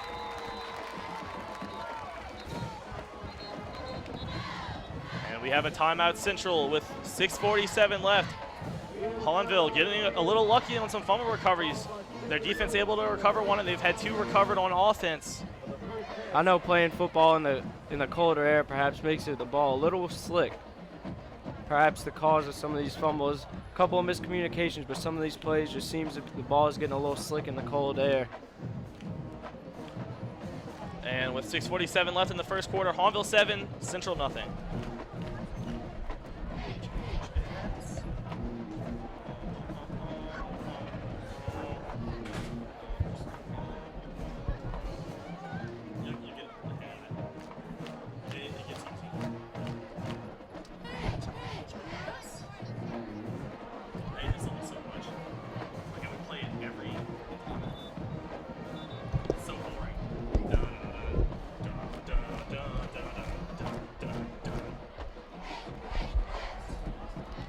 And we're back from that timeout. Austin Parent comes and lines up under center. Looks like Bradley Oakland in the backfield. Ricky Preston split out. Brandon Singleton at receiver. Devontae Craven lining up at wingback. And the refs are doing something yet again. Second time so far this game, the refs have kind of delayed a play a little bit. This is a very weird formation here by Hahnville. I haven't seen wingbacks in a high school formation in a long time. But they use them all game long. And it's going to be another pass, and Brandon Singleton's Going open. deep. And it's Wide caught by open. Brandon Singleton, and he will step into the end zone for a touchdown, his fourth in 2 games. Wide open, Brandon Singleton downfield, just simple pitch and catch. And that is a 59-yard touchdown from Austin Parent to Brandon Singleton. Brandon Singleton, a senior. Some more seniors getting in on the action. They'll hope their whole senior core gets in on the action in tonight's game. Of course, Bradley Oakwan, the snapper on this play, also the power back. He's a senior too. All the seniors getting a hand on the ball, and Matt Boyer, the freshman, will attempt this point after. Very impressive freshman indeed. They're saying he could be another Craig Forward. Snap was a little high, hold was good though, and kick was right down the center. Boy, this kid's only a freshman, and they got him for 4 years. As we look at the replay, That's his Matt Boyer's 33rd straight extra point attempt make. fake to Bradley Oakland, and the defense bit hard. And Austin Parent puts it right on the money for Brandon Singleton. And Singleton didn't have a guy within 10 yards of him as he kind of high steps into the end zone there. Flexes a little muscle. And that's a great touchdown pass from Austin Parent to Brandon Singleton. We're going to have junior Aaron Bourgeois on the kickoff once again. And you see that connection from Austin Parent to Brandon Singleton. Coach Salt said this week that when Mike Neal comes back, it's going to be hard to take Austin out because of how well he's been playing. He's been able to find some extremely tight windows. Of course, against East St. John was probably his best example. And looks like they're lined up for an onside kick. And Central's a little confused. See what they do. They might be just bluffing it. They bluffed it before with Aaron Bourgeois, of course. He's an onside kick specialist, but he could also boot it down the field. And we'll see what they do. Bourgeois getting ready for the kick. They got some good hands on this side of the ball. Peyton Robert, DeAnthony Thomas. Let's see what goes on here. That's Dwayne Thomas, not DeAnthony, for Oregon. Oh, yeah. Of course, the Oregon player, I believe he plays with the Raiders now. He's very good. It's Dwayne Thomas, of course, equally as good, I think. And great coverage there from Hahnville. Chris Marshall in on the tackle. Jamonte Williams, Eric Gilmore, all getting in on the tackle on that play. And good open field tackle. It looked like they may have had the corner. Of course, there was a little booch kick from Bourgeois. He's done that a lot this year. As we get to see the Hahnville defense come out again, and Central Lafourche's offense gets another chance after a fumble. And we'll see if Hahnville's defense holds better on this drive. Essentially, we're able to move it down the field on their last drive. Central Lafourche is going to come out in the shotgun formation. 3 receivers out. Oakland takes the snap, gives it to Gray. Gray has the middle, but Peyton Robert able to wrestle him down. Looks like about a 7 or 8 yard gain there by Gray. Going to be second and about 4.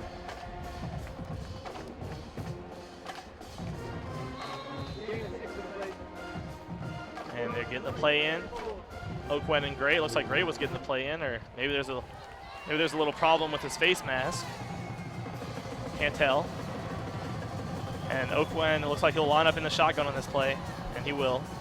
Got a 2 receiver bunch formation by Central Lafourche. 1 receiver on the other side. And Wesley moves over, and it's handed off to Gray. Gray has the middle again. Cuts it to the outside, and is able to shed Jamonte Williams and gets wrestled out of bounds by Jai Knight.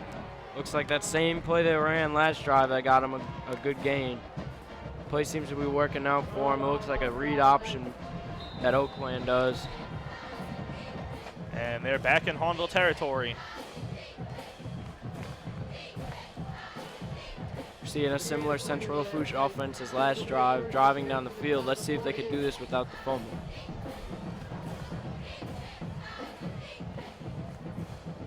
And it looks like Oakland will be in the shotgun again. We'll see if he passes it on this drive. And it's another handoff to Gray, and there's a flag. Perhaps a face mask, but we'll have to see. Yeah, we're not sure. There was a big jumble of players. Anything could have happened on that play. But it looks like it would be against Hahnville as the player was watching the run develop. The ref was watching the run develop. And it is a face mask on Hahnville, and they'll tackle on 15 yards. Can't have too many of those. It's expected to have a few, but can't have too many of those if you're expecting to win. That's an automatic first down, and now Central are inside the 30. Able to get there last drive, but a miscommunication between Gray and Oakland forced the fumble, and Drew Favre was able to recover it. 3 wide receivers set. Chance Gotro on the end at tight end. And it may be early in the game, but Central needs to score on this drive. They need any points they can get. They need some kind of momentum. And Wesley's moving, and the ball is handed to Wesley. And Wesley's just going to keep on fighting. Looks like all but 3 Hahnville players were in on that tackle. We'll credit it as a team tackle on that play. Looked like Peyton Robert was the first to get to him. It's a little slow to get up, but he's trying to walk it off. Yeah, of course, last drive it looked like he picked up that injury. He was a little hobbled. But as we saw last night, a foot injury, you could still burn some teams. Jameis Winston, of course, doing that last night for Florida State, able to come back against Louisville. And he suffered a leg injury in about the 3rd quarter and was able to make the comeback. And he had some very beautiful passes. Oakland will be looking to channel his inner Jameis Winston tonight. But they've been running it a lot. We saw Austin Perrin channel his inner Jameis Winston. And it'll be Wesley again. And we're going to see the same exact play. It'll be a holding on number 52. That's what it looks like. Owen Abear. And Peyton Robert, of course, able to shed the hold and make the tackle. We'll see if Hahnville accepts this or not. And they will accept it, and it'll be 2nd and long.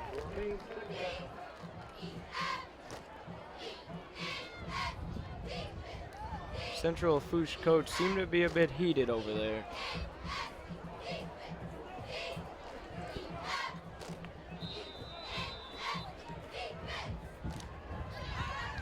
And big tight end, number 88, Chance Gautreau is in the game for Central Lafourche. We'll see if they throw it to him.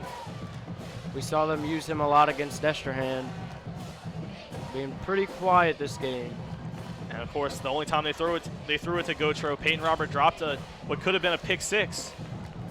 So Oakland lines up in a shotgun. Wesley's moving again. And they won't give it to Wesley, and it will be a pass, but Stephen Cloud was able to blow it up, and it's intercepted. Jacob Plaque.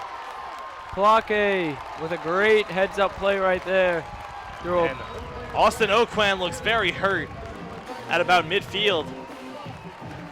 That was a big hit from lineman Stephen Cloud, and another lineman, Jacob Plaque, able to make the interception at the line of scrimmage and return it to about the 40. And Austin Oquan, it doesn't look good.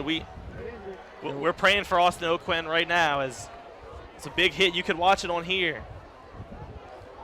Look at Stephen Cloud able to beat number 76. And then, a very hard hit. Jacob Plaque intercepted the ball, but our thoughts right now are with Austin Oquan on the field. It doesn't look very good, and that would be very devastating for Central Lafourche, but devastating for everyone. You hate to see an injury, Joey.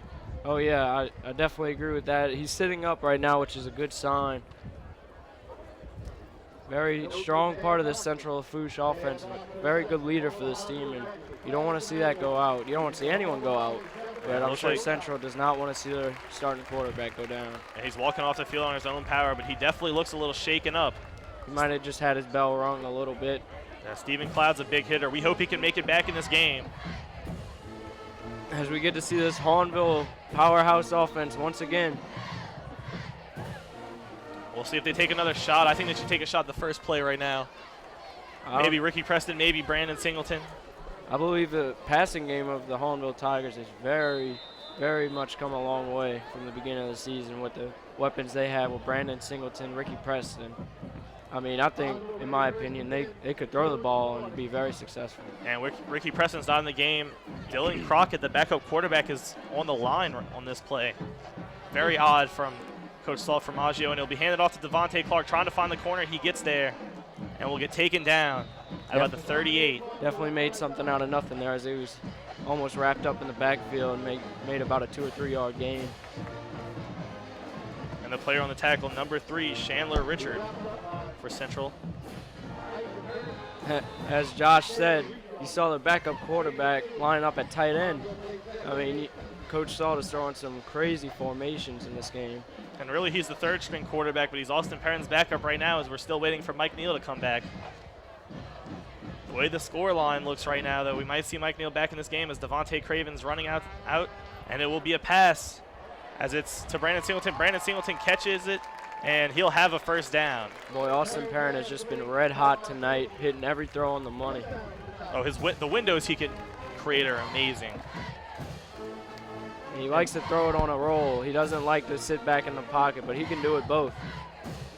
And Dylan Crockett comes back in the game. Coach Salt maybe knows something we don't about Dylan Crockett. Last time they ran with him in the formation. This time Brandon Singleton's not in the formation. Ricky Preston's out wide.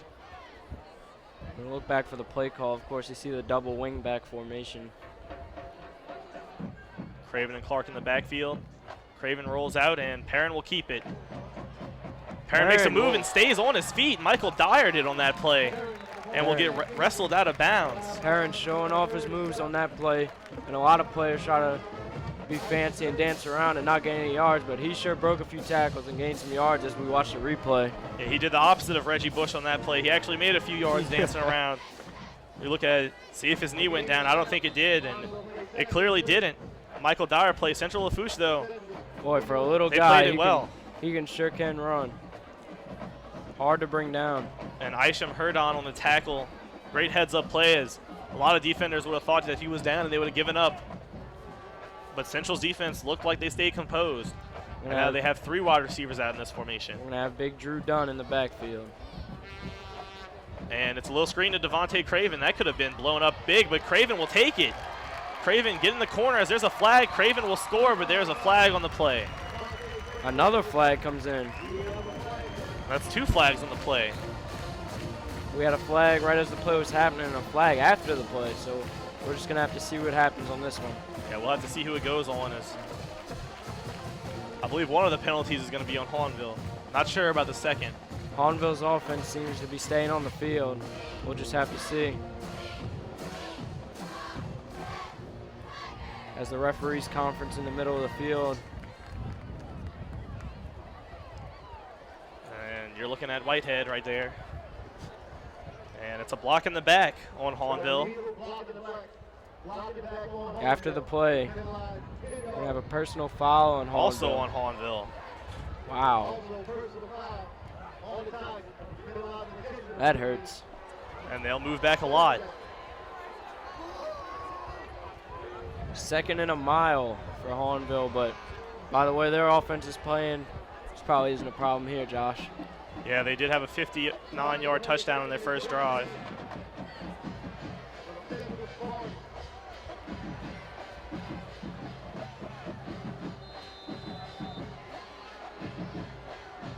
Bradley Oakland comes in the game as the clock starts to run. And Drew Dunn and Bradley Oakland will both be in the game. Maybe looking to take a shot. They're 2 power backs in.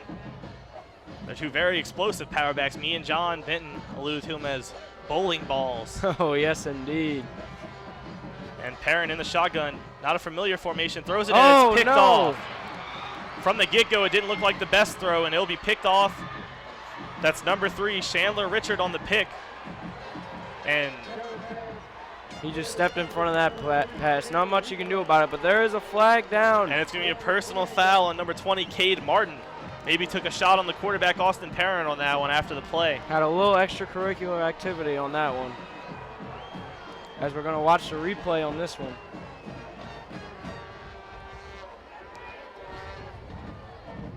Let's see what the ref says.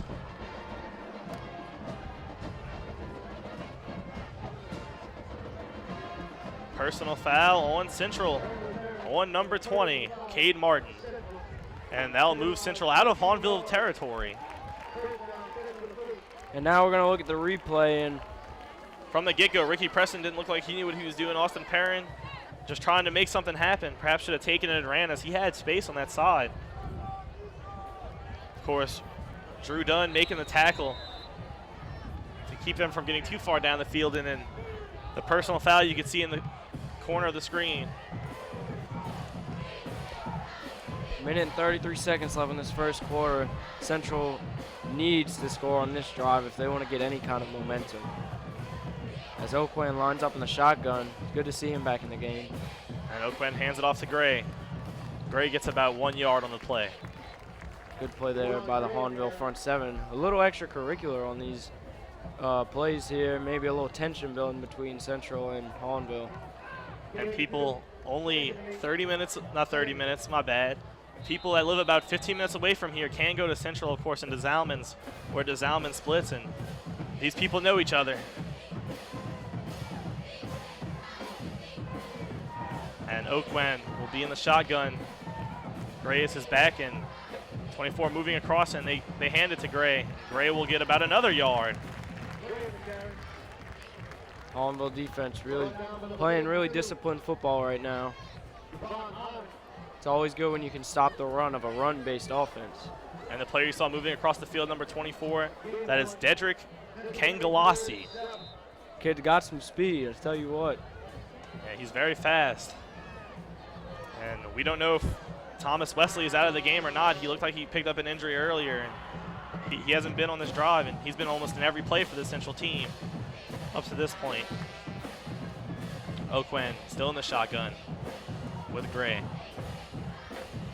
And it's a throwing down as they fake one way, move the other, and breaks a tackle, breaks another tackle. It's a good move. Breaking a few tackles, and he's going to throw it away. That could be intentional grounding. There was no receivers in the area, and the flag there is a goes flag. down. The pressure applied by number 52, Trayvon Honor, the 5'8", 195-pound defensive lineman. This Hahnville defensive line is just vaporizing Central Lafourche's offensive line. And with 1 second left in the first quarter, the play was blown dead, and We'll see the call here.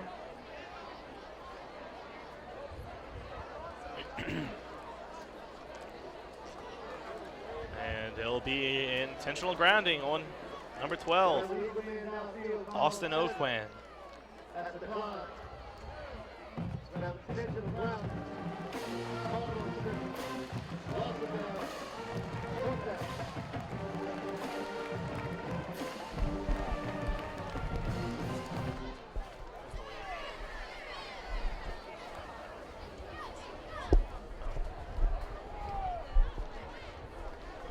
And we're going to see Central Lafourche punt for the first time. Of course, in other cases, Hahnville got the ball back because of turnovers.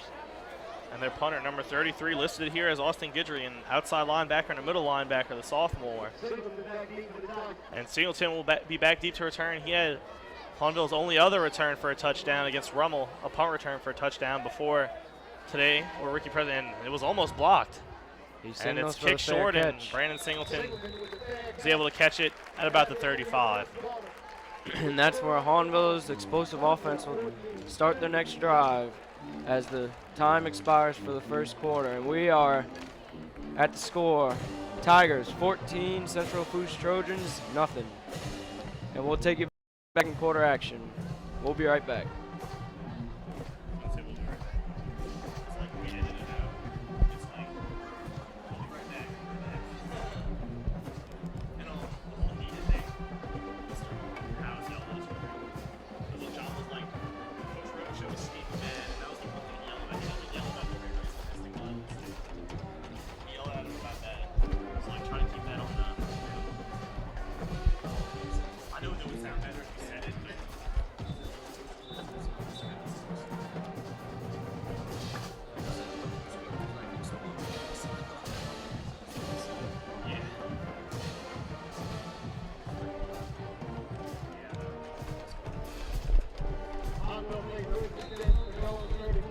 And the second quarter will begin with Hahnville having the ball at the 34. Two wide receivers set. Austin Perrin under center. Craven in motion. And Perrin will throw again. And it's Devontae Clark who drops it. Perrin put a little bit of heat on it, but no excuses for Devontae Clark dropping that ball at about, it would have been a first down if he would have caught it. Once again, Austin Perrin just right on the money for every throw tonight. Perhaps that one was a little too hard, but the catch could have been made. And as we all know, Austin Perrin, he's only a sophomore. I mean, imagine how dangerous this guy can get. And Anthony Williams comes in, Devontae Clark comes out, so does Devontae Craven and Waylon LeBlanc. They'll have a 4 wide receiver set on this play. Perrin in the shotgun, perhaps a little mimicry of Central Lafourche's formation, and there is a timeout from Hahnville. Looks like Ricky Preston called that timeout.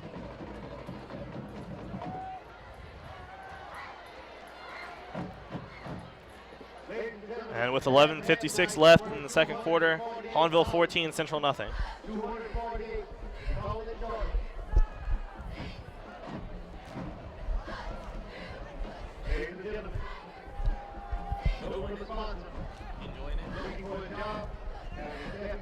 It gets tense when there's like 25 different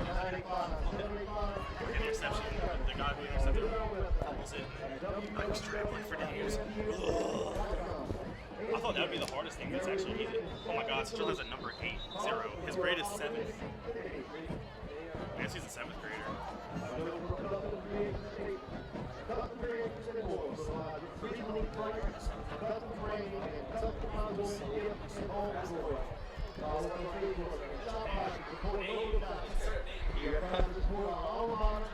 All right, here we go. Seems they switched their formation back to the double wing back. Yep, they changed the set a little bit. Central has 5 in the box, 6 in the box. They were blitzing, and they'll hand it off to Devontae Clark. Then Devontae Clark not able to break a tackle, as it'll be about 3rd and 10. Just got stuff there. First sign of life from that Central D line. And they're going to need some more signs of life. Perhaps trying to get Devontae Clark to make up for his drop, and wasn't able to do it there, as they might have moved an inch from 3rd and 10. Looks like number 18, Waylon LeBlanc's going to come in the game. So does number 32, Norquell Flowers. Norquell Flowers, very impact player this season. I've seen him get in on a few touchdowns. And I love saying his name as Perrin rolls out and had space, and he probably should have stayed on that side as he may have gotten the first down, and he still may have gotten the first down. Wow, this Austin Perrin, he can run. You saw the speed off that. He just has the acceleration of maybe even a wide receiver. He's a little bit quicker than Mike Neal, and his passing might be a little bit on Mike Neal, except Mike Neal has a little stronger arm, and it'll be 4th and about 1 here as Perrin didn't make it. We'll see if Salt goes for it. Hanville will have both Mike Neal and Austin Perrin return next year. Mike Neal is only a junior himself, so this Hanville team can be very dangerous next year. And the guy checking into the game for sophomore Waylon LeBlanc is Anthony Williams, the freshman.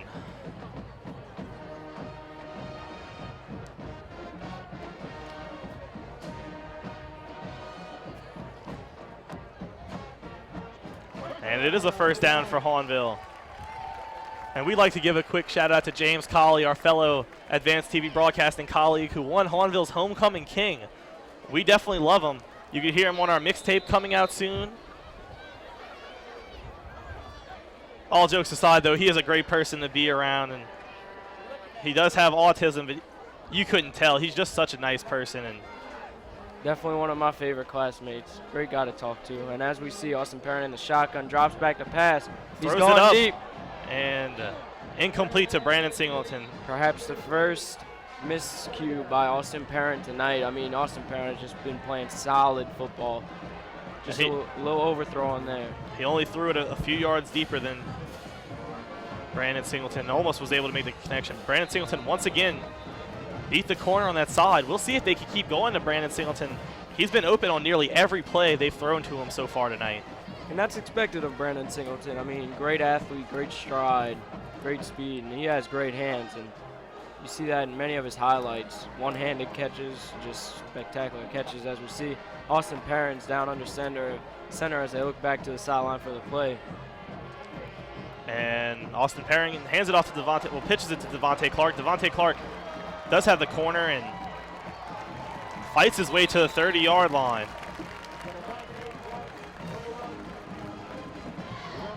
Huge gain right there. That was a 26-yard run from Devontae Clark. Starting where he left off last week.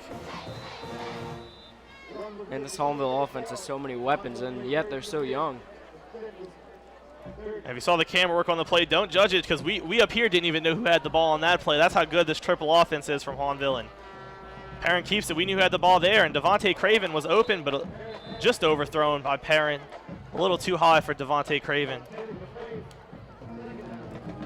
Now back to Brandon Singleton. I was joking around with him in class today. I told him he's going to have 12 catches for 250 yards, and it looks like he might be able to do that tonight. Oh, it sure does. If Perrin keeps hitting them on the money, then I could see that happening.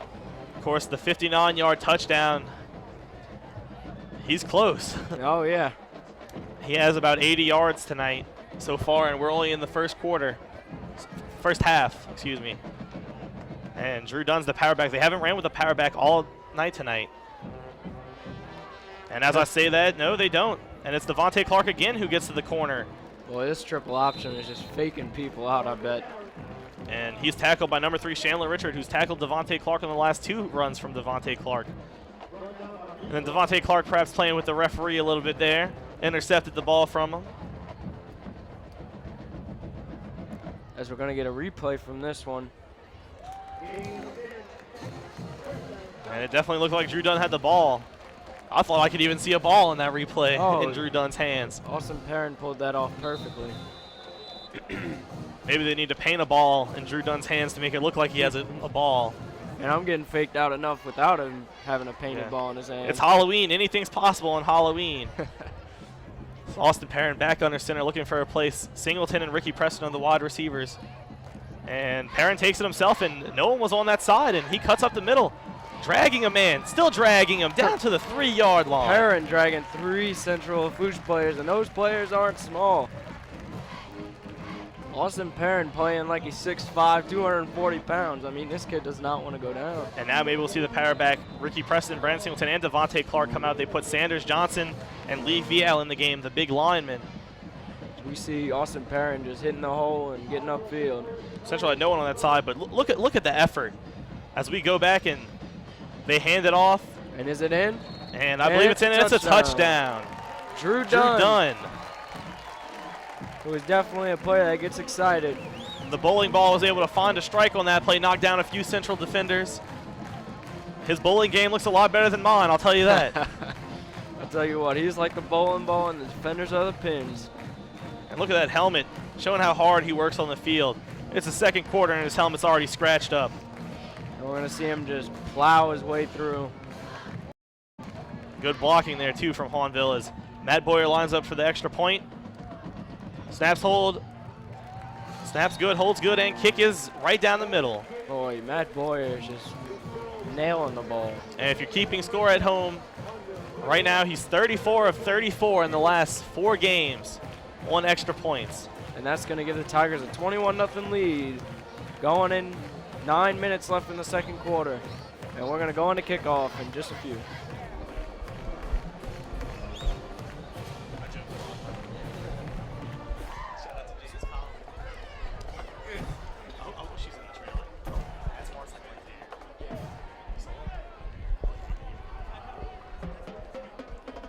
We're going to get to see this Hahnville kicking game again. Coach saw with a few tricks up his sleeve this game so far with Aaron Bourgeois. Aaron Bourgeois can do it all. He can onside kick, he can pooch kick it, and he can kick it right down the middle. So this Central Lafourche defense, kicking return game, very questionable. And we looked on the sideline. Mike Neal getting a few snaps from the center, Landon Killer, as Bourgeois kicks it deep. Fielded at about the 20 by number 15, Anferny Poindexter. And Poindexter will be dragged down at the 30 by backup quarterback, third-string quarterback Dylan Crockett, and Anthony Williams, the freshman. Well, we are hearing this backup quarterback's name a whole lot tonight. He's getting lined up at tight end, and now he's getting tackles on kick return. I mean, what can this kid not do? There's not much he can't do.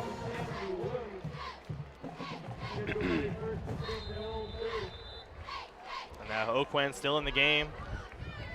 Gray is the running back. Oquan is seeming to get banged up on each drive. Hopefully that doesn't hurt him. Excuse me. And Thomas Wesley is back in the game for Central Lafourche. Oquan in the shotgun. Will keep it. And underthrew his receiver there. His receiver number 81, Andrew Griffin. It's good to see Wesley back in the game. I know it's your opponent and all, but in these high school games, you never want to see someone go out on injury. No, you never want to see an injury, especially when these players have so much left in their career. You never know. They might be the next Tom Brady. Wesley's still limping around just a little bit. He watches a lot of hockey. I think he'll stay in this game. As Jameis Winston said, pain is temporary. And Peyton Robert showing blitz. Oakland in the shotgun. They will blitz, and the O-line holding it, but Peyton Robert gets through, and there'll be a flag. A hit to the head on the quarterback from Peyton Robert. That's what it looks like as the ball was underthrown. That'll be the second personal foul so far in Hahnville. Roughing the passer. That's going to be 15 yards. Those 15-yard penalties just hurt. And it was because of a hit to the head. Of course, in the last few years, the head has become the namesake for these referees. You never want to get around the head. Especially this year, they're starting to call a lot of illegal hands to the face on the linemen, and they're just trying to protect these young athletes and make sure they could live a nice, long future. That's a good thing. You know, high school is just one step in their whole career, so you really want to keep these kids safe. Yeah, we hope they have another 30 years playing football. Maybe they might Brett Favre their career out. Oh, man. Brett Favre, he was an amazing quarterback, but as we see, Oakland's going to fake it off it to Wesley. Gray. And it's another fumble. And the ball's on the turf. And Hahnville doesn't look like they got it. Stephen Cloud was able to make the tackle and maybe force the fumble. The ground might have forced it too, we're not sure. Looks like Wesley fell back on the ball as he gets up limping. That's not a good sign. And that's not Wesley, that's Gray. Oh, excuse me, Gray. Central getting a little banged up tonight. It's cold weather. Maybe their limbs may not be used to it. So it's been about 185 degrees every day so far down here in southern Louisiana. Tell you what, it's been so hot, and then all of a sudden tonight it seems to dip into perhaps the high 50s, low 60s. Feels great. It's been so hot I have a cooler for my dog at home. As we see Wesley moving in motion, and they'll give it to Gray. Gray finds the corner. Will be taken down by Eric Gilmore with Dwayne Thomas in pursuit. That's what you like to see in a player. You want a player that can bounce back from his mistakes, and after Gray fumbled that ball, he bounced back with a great run right there as we see the replay. Gray's just going to hit the hole and accelerate to the edge. And they've done that all night. Fake one way and then roll out the other. They've See if Hahnville's defense can adjust. And Oakland, like Joey just said, is going to be in the shotgun. Once again, the normal formation they run. Definitely not a wing-back formation as it's handed off to Gray again, who will get shoestring tackled by Dwayne Thomas. Great tackle there by Dwayne Thomas to keep him from getting to the first down. But Gray's definitely been hurting this Hahnville defense so far tonight. Oh, his speed and acceleration off the line is just, it's phenomenal. And last week he had an extremely big game, 269 yards rushing against Terrebonne. And he's a great athlete, phenomenal athlete. You can expect that from someone with the speed and acceleration he has. As we see Oakland's trying to get the play from the sideline. Looks like they're going to be lined up in the shotgun once again. Three receiver set. Gray in the backfield. Oakland lines up to take the snap. Does take it and hands off again to Gray, who has another hole and will be taken down by Peyton Robert. Number 8 tackling number 8. And it looks like that'll get Central Lafourche Trojans another first down. And it will give them a first down. Central driving the ball again. Every single drive they've been driving the ball, but mistakes. The turnovers. You know, it kind of reminds me a little bit Hahnville in the beginning of the year. Oh, yes. Hahnville did have a major fumbling problem in the beginning of the year, but they have seemed to correct it. Of course, against Thibodaux, got into the red zone 3 times towards the end of the game and fumbled on every drive and gave Thibodaux the ball back. And they only lost that game by 3 points. Those were 3 giant drives that Hahnville could have put the game away. As it's handed to Gray again, who has the corner again, but Dwayne Thomas will bring him down by his legs again. Gray seems to be getting all the calls tonight, and I don't see why he wouldn't with all that acceleration. Coaches have good faith in him as Carmerdell comes in on his senior night. And Trayvon Honor will come out. Carmerdell's been a regular starter on this defense. The man with the Mohawk warrior, we like to call him around school. A warrior he is. You just pay attention to him on this play. He fights hard in the trenches. And a little break as looks like Gray's shoe came untied and they'll have to call a timeout. 5:39 left in this second quarter. Hahnville in control. Central Lafourche driving down the field. 21-0 Tigers.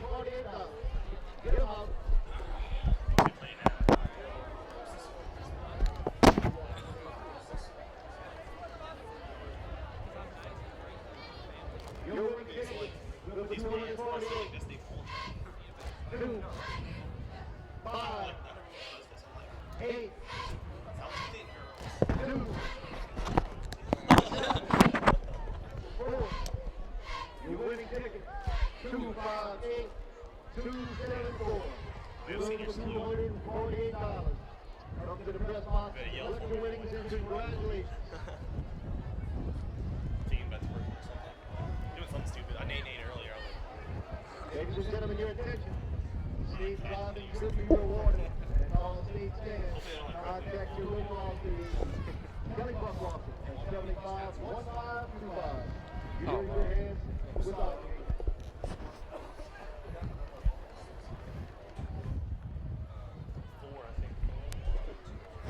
Let's get the blood flowing. How about the Hayes? And we are back. It'll be Austin Oquan, AA.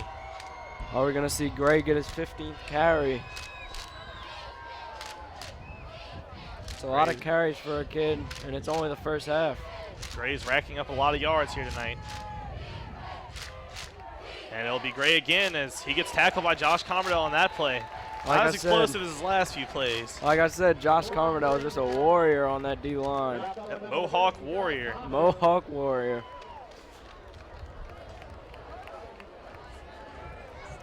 Third and 6 for the Central Lafourche Trojans. Let's see if they can convert in a much-needed conversion because they do not want to go into halftime down 21-0. I'll be looking for them to maybe a jet sweep, maybe a screen play, maybe some trickery. Last week they had a good bit of trickery against Terrebonne. They were 5 for 5 on 4th down conversions. And they throw it to opposite field. Oh, my. Oh, gosh. Big hit, Dwayne Thomas, and that'll be a flag. Laying the boom. And that's going to be 15 yards tacked on as Dwayne Thomas maybe didn't think the receiver was going to go that low, but just a monstrous hit, thunderous. I heard it up here. Dwayne Thomas is a big boy. I wouldn't like to see him running after me. Of course, earlier in the game we talked about how much they've been protecting the head, the refs have, and that's not something you like to see. As just as he predicted, Josh, another 15 yards tacked on. It's a blow to the head, personal foul. College ball, he would have been thrown out of the game for that. Surprisingly, number 81, Andrew Griffin, stays in the game, and as we see the replay, just boom. Looked like Andrew Griffin may have slipped a little, and that might have caused it, but above all else, those blows need to get out of the game. Nice to see Andrew Griffin didn't get hurt on that play. Yeah, it might have been a shoulder pad hit or something, but might not have been helmet to helmet, but it still warrants a penalty because just a really big hit that could finish someone's career. And it'll be a pass, and it'll be blocked at the line of scrimmage. Chris Marshall getting in there to block the pass. The safety. Hahnville has responded well to the pass game of the Central Lafourche Trojan team. As you see there, deflecting passes, but earlier in the game you see a few almost interceptions. You had Peyton Robert who dropped an easy pick 6 possibly. But a very good pass defense we're seeing out of these Hahnville Tigers. And it looks like a run set right now for Central Lafourche. We're going to see Gray get his carries again. Wesley's moving around, and they hand it off to Wesley, but Hahnville looks like they had that corner down pat, and Peyton Robert will make the tackle. Saying Peyton Roberts' name a lot this game. He's having a big game so far. It looks like Peyton Robert mixed with a little Drew Favre. And they're 2 BG boys, of course, repping the BG.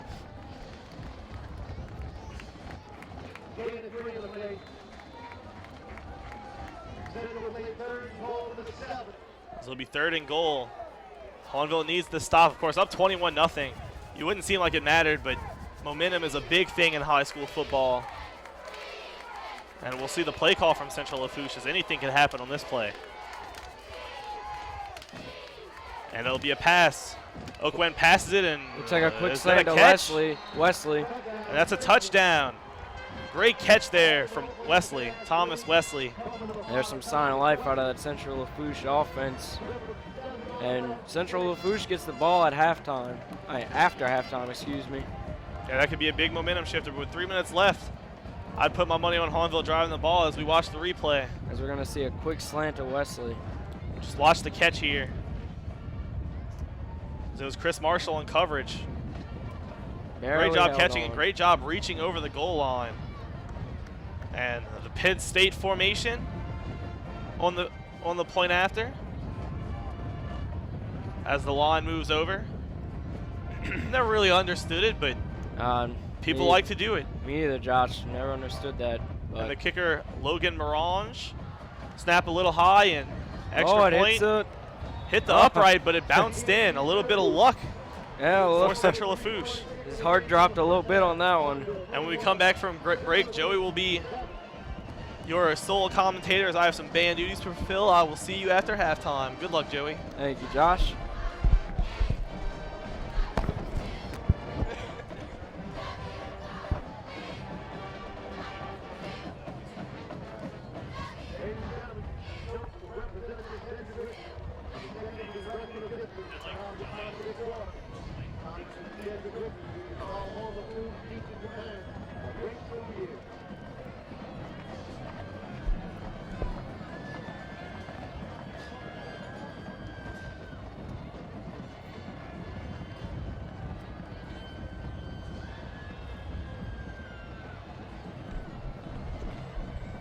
All right, we're going to see Central Lafourche kicking off the ball.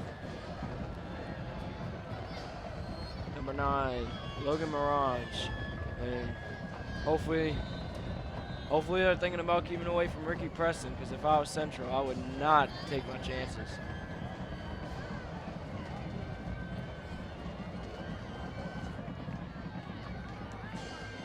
And a little pooch kick right there.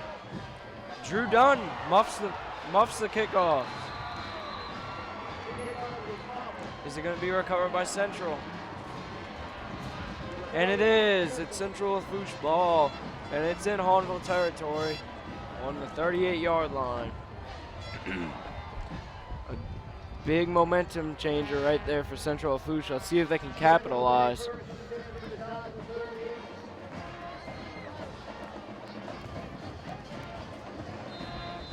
Good strategy there by the Central Lafourche coaches to get a little pooch kick in there. Right to the power back, Drew Dunn. Oakland looks to the sideline for the play in the shotgun formation. A 3 wide receiver set. Gray in the backfield.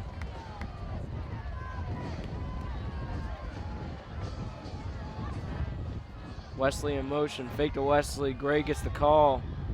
Right up the middle for a good 5 yards.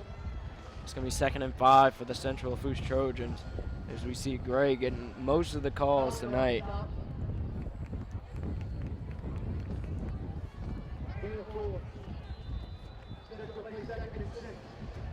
Excuse me, Central will play 2nd and 6, a 4-yard gain on that run.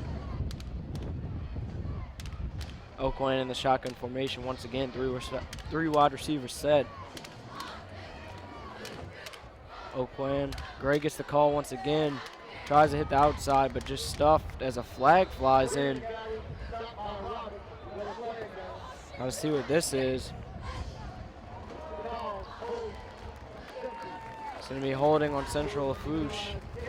Repeat 2nd down. So they're going to play it 2nd and 16. 3 minutes left in this first half. Central with some momentum going after that kickoff recovery that was muffed by Drew Dunn. And it's 21-7, 3 minutes left in the half. Let's see if Central can get something going, as it's not going in the right direction. 2nd and 16. 3 wide receivers set on the left as they're looking back for the play call.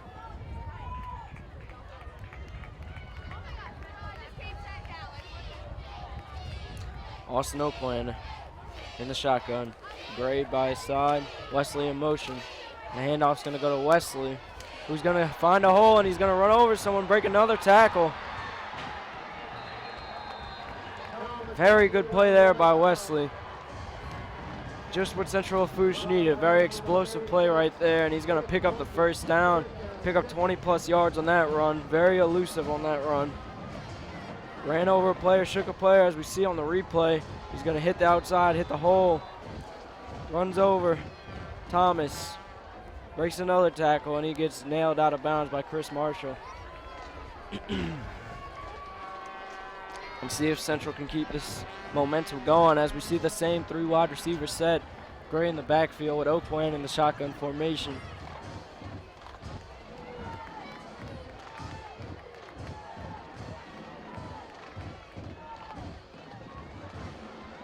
Gray's going to get the call on a very nice gain on that play. Good way to start off this set of downs, as he picks up about 6.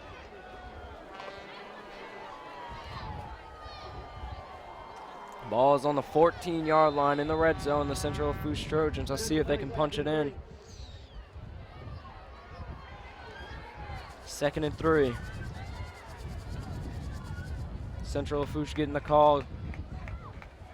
And you're seeing that repetitive same 3 wide receiver, 1 running back set with Oakland in the shotgun.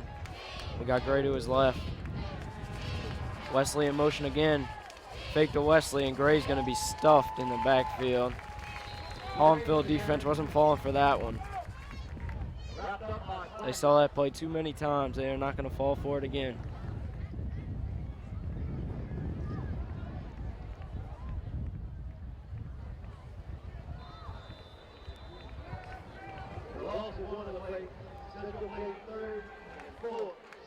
Central's going to play it 3rd down and 4. This is a big conversion that they need. Clock winding down. Tick, tick, tick, tick. 109. They're going to line up in the I formation, an obvious run play. Wesley's going to, looks like he's going to be stuffed.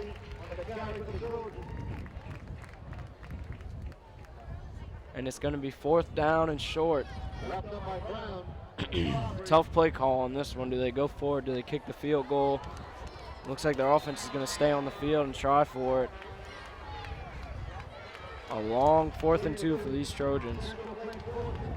Clock's ticking, 30 seconds almost, tick, tick, in the I formation. And it looks like the Trojans are gonna fall start on the Trojans. Looks like number 89 is gonna jump on that one. Tried to get the hard count on him, but it didn't work. This makes it a lot harder for the Trojans as they're going to face a 4th and 7 now. As we know, they were 5 for 5 in 4th down conversions last week against Terrebonne, but Hahnville's a different team. A little bit of confusion with the substitutions, so we're going to have a timeout by Central Lafourche. Central Lafourche in the red zone, 4th and 7 when we come back. 21-7 to all Tigers. Ladies and gentlemen, your attention. St. John's Parish Public Schools would like to remind all spectators that entering the fields or playing before, during, or after the football game is prohibited. Violators will be subject to arrest and or disciplinary action. Thank you for your cooperation.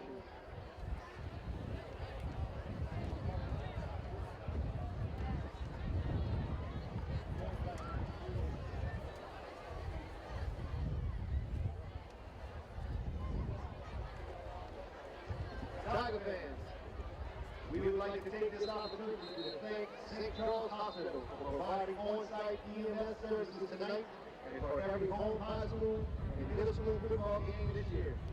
Thank you for keeping the safety of our players as a top priority again this season. St. Charles Hospital, working together for a healthy community. Just an update, this is the big district matchup between Central Lafourche and Hahnville. Central Lafourche has a 4th and 7 on the 13-yard line. They drop back to pass, and seems Oakland just threw it in the end zone. And it's going to be a turnover on downs by the Trojans with 23 seconds left in the half.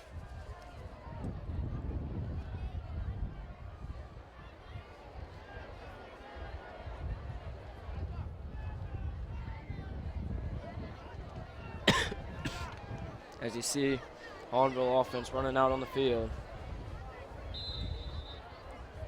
Let's see if Coach Salt decides to kneel the ball.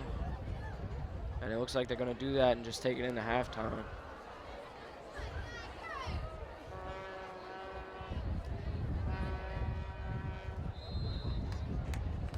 Mike Neal takes the knee. We did see him in the game, and that's going to do it for the half. Score at halftime, Tigers 21, Trojans 7. And the Trojans get the second half kickoff. Let's see if they can get something going for the second half. Once again, score Tigers 21, Trojans 7. And we'll be back after halftime.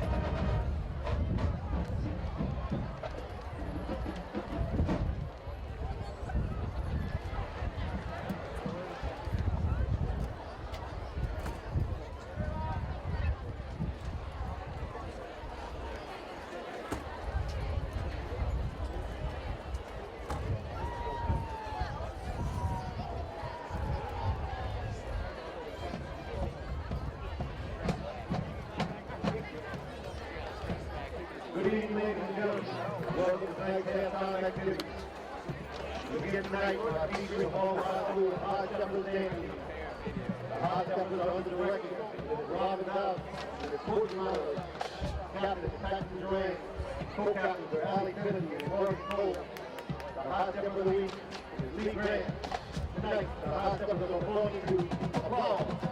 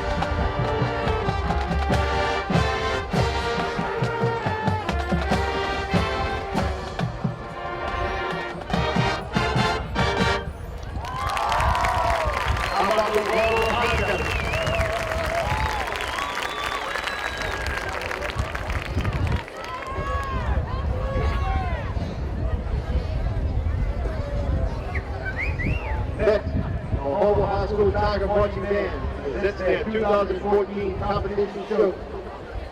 The 2014 show is a salute to all things space in celebration of the 45th anniversary of the moon landing.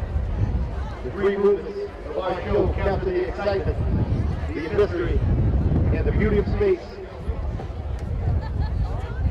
Drum major Katie Trust is your band ready to perform.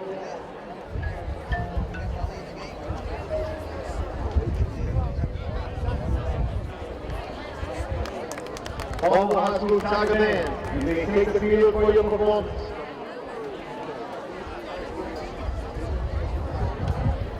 That's one small step for man, one giant leap for mankind.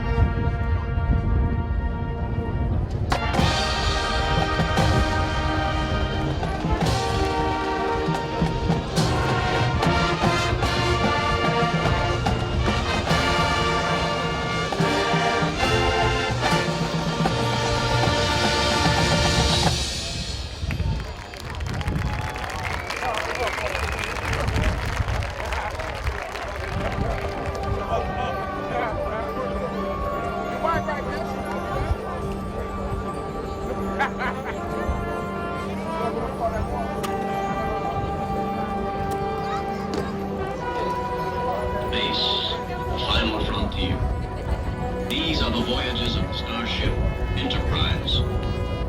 Its 5-year mission: to explore strange new worlds, to seek out new life and new civilization, to boldly go where no man has gone before.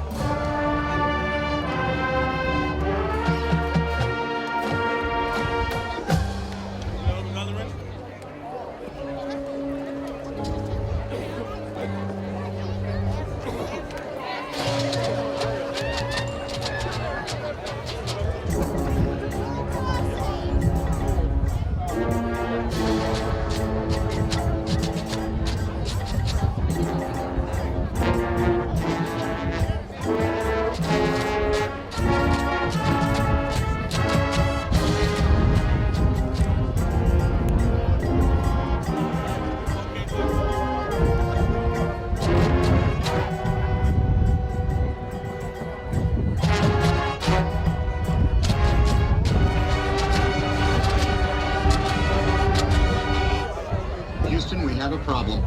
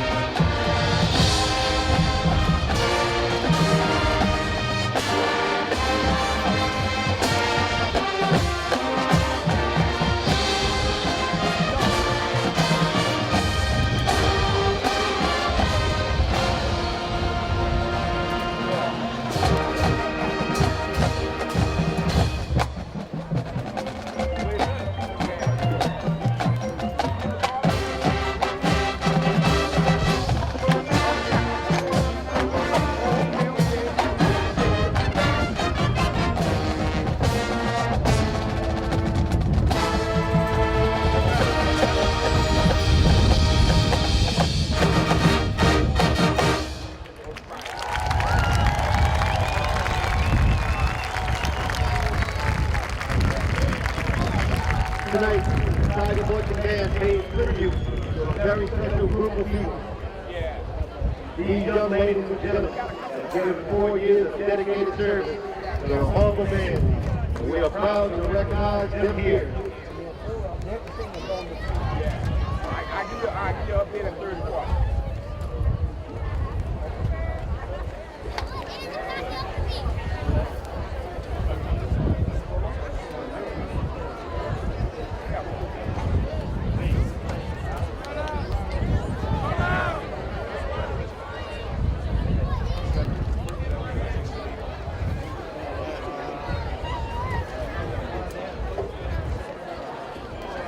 Brittany Adams,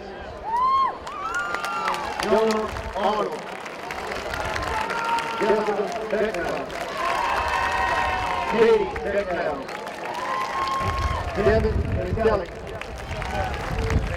Lexus Chappell, Ashley Cornwell, Lexus Dumas, Bree Ford, Ashley Gooding, Peyton Hargrave, Carly Powell, Elizabeth Lavin, J1 Manuel, Dylan III, Sarah Ackerman, Molly O'Neill, Ariel Parker, Jonathan Pepper, Josh Perkins, Morgan Phillips, Kristen Phillips, Tyron Priestley, Gabrielle Reed, Caitlin Schecknider, Kirsty Schecknider, Katie Schwell,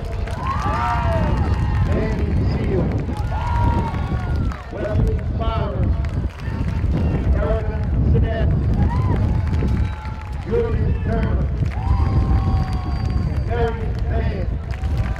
Ladies and gentlemen, all the men senior class of 2015.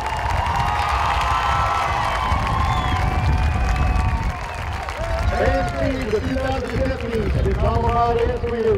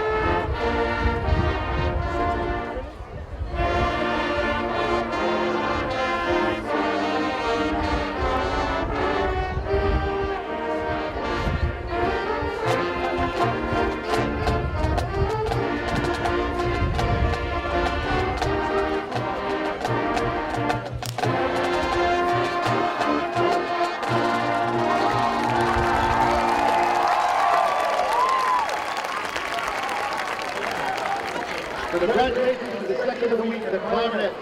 All the hospital band is under the direction of Mr. Eric Gino, Mr. Mechanical.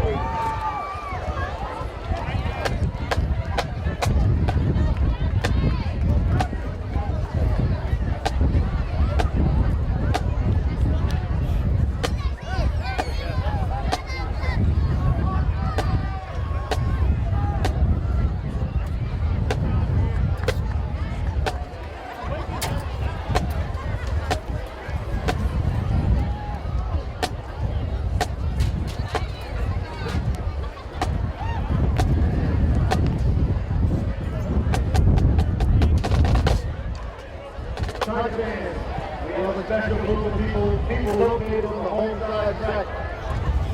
All the high school senior football players were allowed to choose a faculty member to wear their jerseys at school at tonight's game to show that these teachers made a difference to these young men. Each teacher will receive a gift from the players they represent. Please allow us to recognize these faculty members by holding your applause to the last name is called. Number 1, Ricky Preston. Miss Beth Bravo. Number 3, Bailey Oakland. with Mr. Sean Holly. Number 11, John Knight, with Coach Salt. Number 15, Dwayne Thomas, with Miss Melanie Sears. Number 16, Darren Pettis, with Coach Salt. Number 19, Brandon Singleton, with Miss Beth Carino. Number 24, Daniel Campbell, with Miss Liz Falls. Number 26, Devon Gilbert, with Miss Christina Martinez. Number 33, Kaylin White, with Miss Jean Norris. Number 38, Brandon Lockman, with Miss Amy Walker. Number 41, Drew Favre, with Miss Tracy Skinwright. Number 44, Dylan Hoppy, with Miss Holly Johnson. Number 46, Corey Phil, with Miss Amy Waters. Number 50, Joshua Commodore, with Miss Kelly Ward. 51, Bailey Bourgeois, with Miss Courtney Johnson. 60, Amanda Keller, with Miss Kristen Newmore. 62, Sandra Johnson, with Miss Sean Hall. 79, Adrian Young, with Miss Maggie Corzo. 83, Ron Bird, with Miss Pat Peter. Number 92, Fred Brown, with Miss Christy Coe. Let's give a nice round of applause to these folks. Thanks.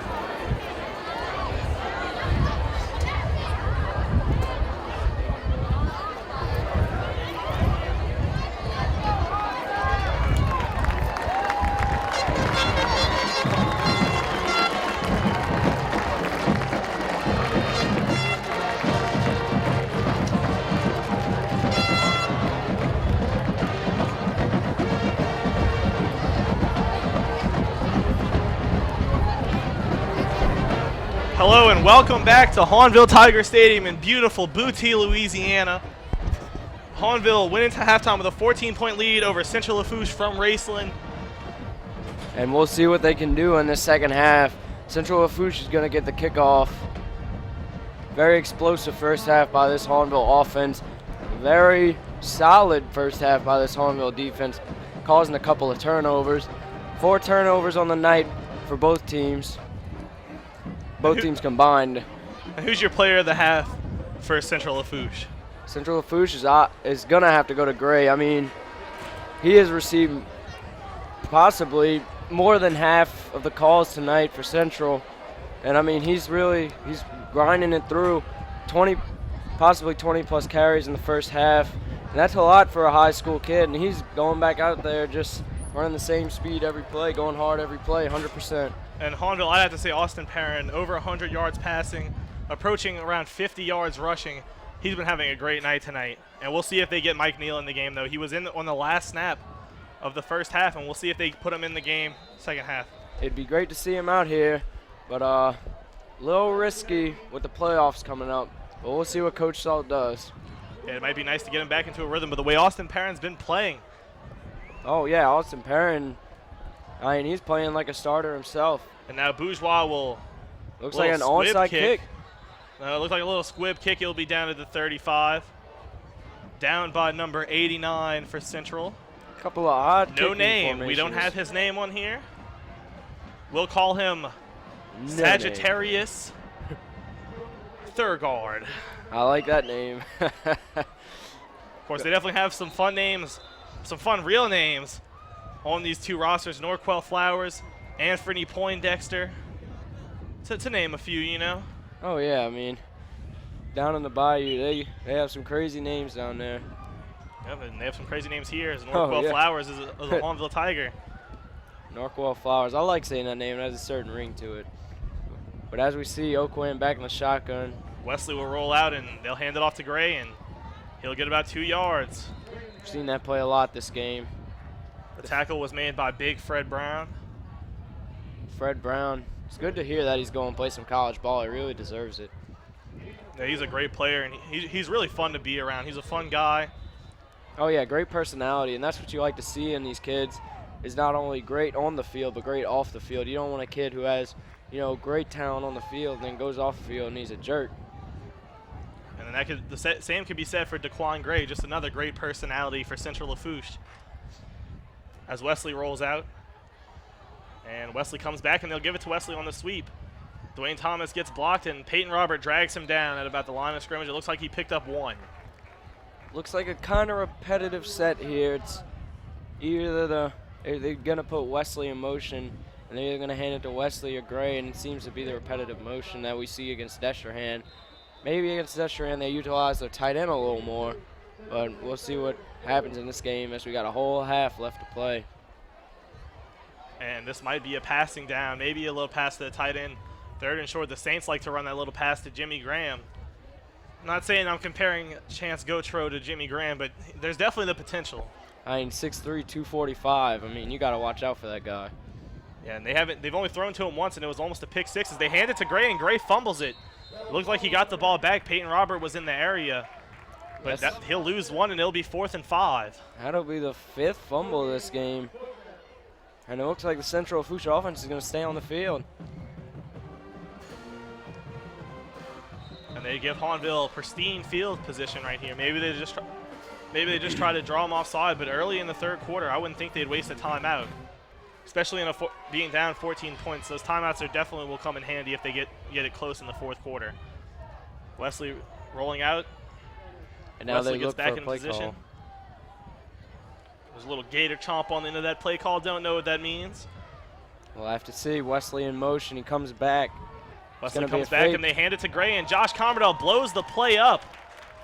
Gray worked him a little bit, but Commerdale able to stay with him and make the tackle, and Hahnville will have the football. I mean, that's been and Austin Perrin will come back at quarterback. That's just been the same thing all night. Hahnville's defensive line just absolutely vaporizing Central Lafourche's offensive line. And you got to credit the Hahnville defensive line, because that offensive line for Central Lafourche is not bad. No, they have some very good young players. Of course, one of the better ones, Avery Hadley, the sophomore tackle, probably one of the best sophomore tackles in the state. And, oh, Mike Neal comes out. Hey, good to see his face again. Mike Neal playing quarterback. His last game was against Landry Walker, where he went out in the fourth quarter in that triple overtime win at Berman Stadium in Algiers. And Neal will look back, and we'll see how he plays. Maybe they go to the air in his first play. And, no, they hand it to Drew Dunn, and Drew Dunn has a hole. Drew Dunn plows over a man. Drew Dunn still running down to the 10. Look at this guy run. I mean, Josh said it exactly. A bowling ball at power back. He made Jake Alamaw look like a freshman on that play. Oh, did he? And we're gonna see we gotta see the replay on this one. And we're gonna have just a straight power run by Drew Dunn. And look at the speed he has. Yeah, the short legs were churning. Woo. It just blows up Jake Alamaw. And then pulls Chandler Richard, made Chandler Richard look like a freshman too, and Chandler Richard's a senior. And now Norquell Flowers in motion. Neal fumbles the snap, able to get it to Singleton. Singleton on the corner. William stiff arms him and gets dragged down. A nice safe tackle there by Anthony Poindexter. That's a fun name. Very fun, the junior corner. Good open field tackle right there. Possibly saved a touchdown. Yeah, Singleton's explosive. Whenever he has about 5 yards to decide what he's going to do, Singleton can really burn you. Great play there by Poindexter. Poindexter, not a common name you see nowadays. But when they do have him, I love that name. I might name my kid Poindexter. Well, we all know Poindexter for not busting a move in that song.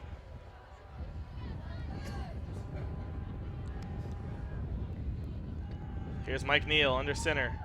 Hands it Oh, to it Drew looks Dunn. looked like a fumble there. Oh, there was a miscommunication. Mike Neal went to hand it off to Drew Dunn, and Drew Dunn just went to block. And by the looks of it, it'll be Hahnville ball. Hahnville able to recover it. Now maybe we'll see Mike Neal's arm. 3rd and 5 at the 5. That was number 66, Drew Melanson on the fumble recovery.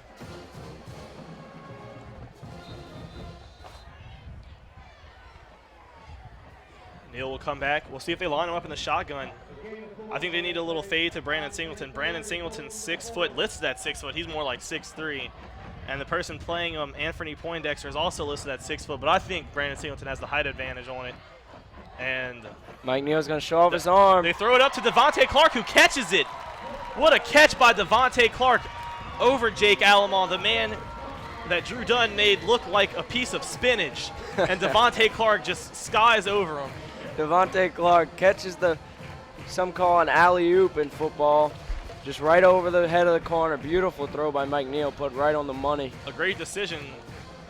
No one was open. He just threw it up, and the running back, Devontae Clark, he's listed here at 5'8", and he might have like a 6 foot vertical. And he got up there. And now Matt Boyer looking to be perfect on some extra points for the last 4 games, and that one's good. He's 35 for 35 in the last 4 games. Very consistent, and we're going to check out the replay here. Mike Neal did not miss a beat for missing those games. No, it looked like nobody was open. Maybe Preston through the side, but he wasn't looking that way. He just throws it up to Devontae Clark, and Devontae Clark makes the big play. And that's over Jake Alamaw, who's 5'11", a 3-inch height advantage Jake Alamaw had on Devontae Clark. But number 2 was able to go against Central's number 2.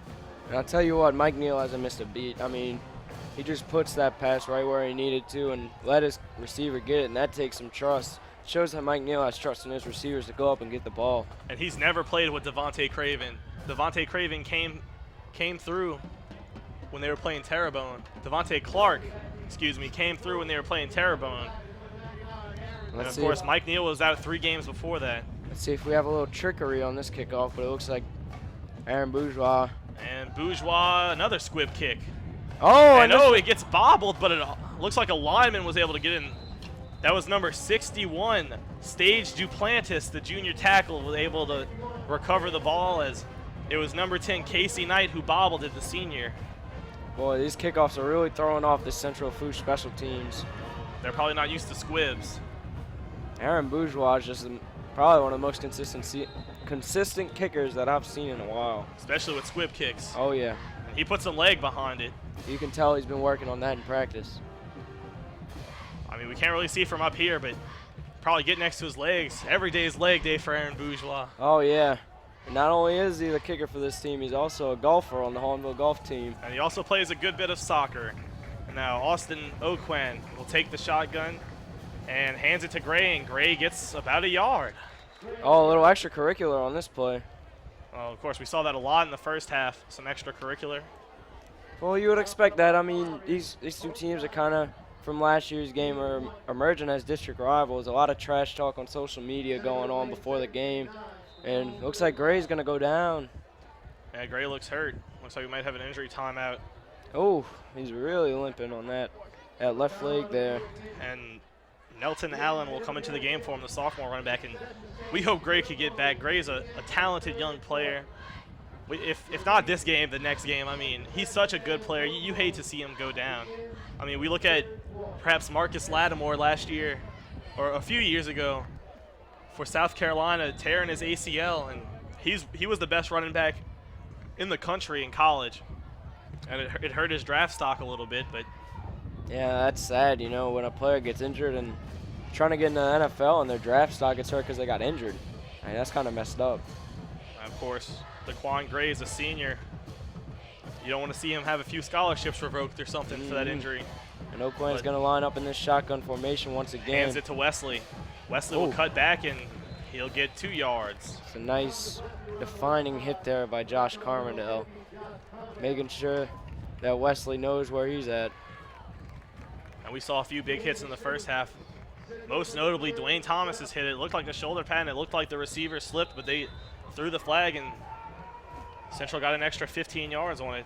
Maybe a little questionable call, but it'll be about 3rd and 7 on this one from the 37. Definite passing down as Oquan's in shotgun. Drops back. He's one upfield. Eric Gilmore looks like he's playing great coverage, but almost an outstanding. And there's a flag. Almost an outstanding one-handed catch by Andrew Griffin, but looks like Gilmore did not turn his head to look for the ball, and they'll normally call that a flag every time. That could be a 40-yard penalty. And it is. It's pass interference on the Tigers. Oh, excuse me. I was thinking of NFL rules where they mark it where the pass interference occurred. Yeah, they'll move in the Hahnville territory, though. A big monument so far in this game. Oh. They've been in Hahnville territory a lot. Indeed, the Lafourche's offense, they know how to get into Hahnville territory, but they need to pull the trigger, as they would say.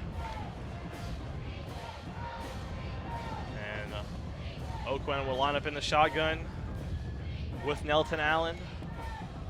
They haven't ran with him yet, and they handle the ball this time, and Peyton Roberts stands him up. Well, he just says, welcome to this game. He made Nelton Allen his date to prom and stood him up on the front door. Doesn't get much better than that. As we watch the replay.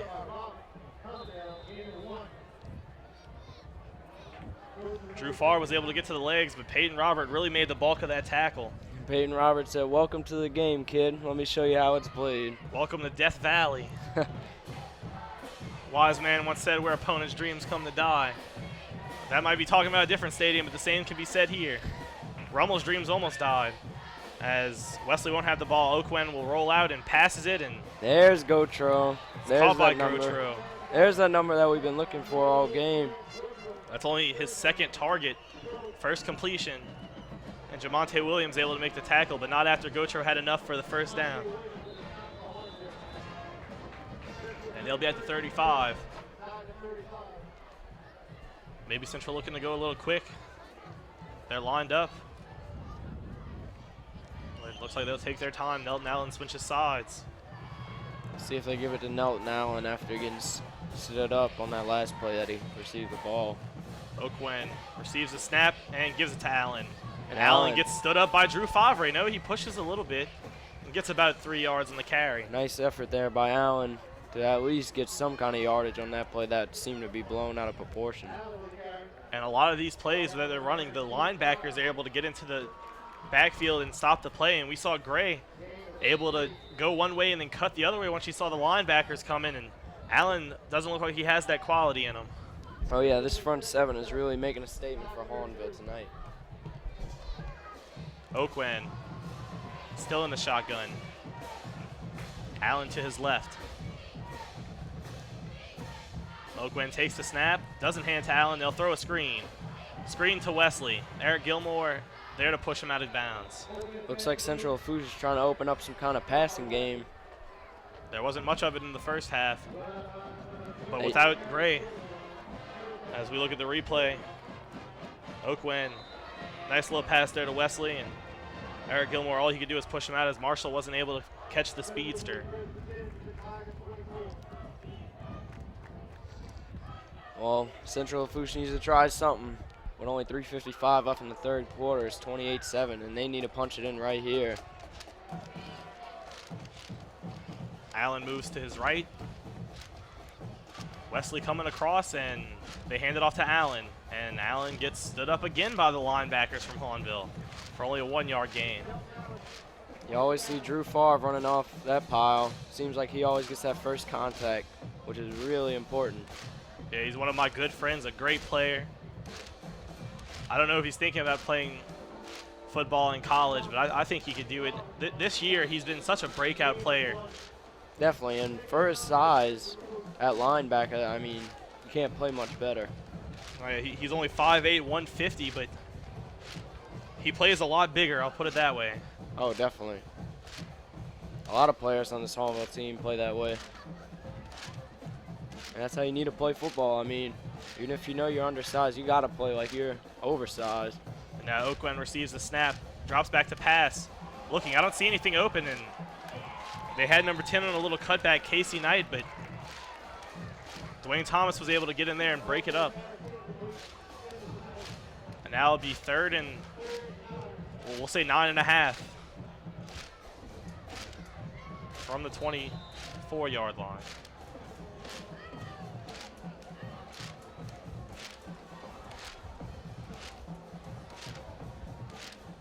We'll see if they pass. Of course, they definitely have to pass. 2 wide receivers on the away side, 1 on the home side. Oakwen in the shotgun with Nelton Allen to his left. And don't forget about Gotro on the line of scrimmage. And another little cutback route, another drop. And these receivers sure aren't helping Oakwen one bit. That was Andrew Griffin, and maybe he heard Eric Gilmore's footsteps. In the old backyard saying, "You heard my footsteps." And that certainly implied on that play right there.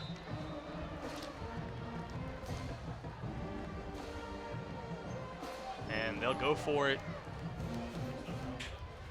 They'll go for it on 4th and 9.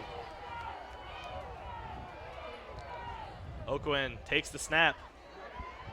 Oh, he's going to be he'll get smothered. gobbled up by Fred Brown, Stephen Cloud, and Joshua Commerdale. And there you see Drew Favre getting off the pile again. I mean, it seems he's on every single play. Yeah, this is one of his breakout games for sure, it seems like. And he's had a bunch of them as he gets a nice little head pat.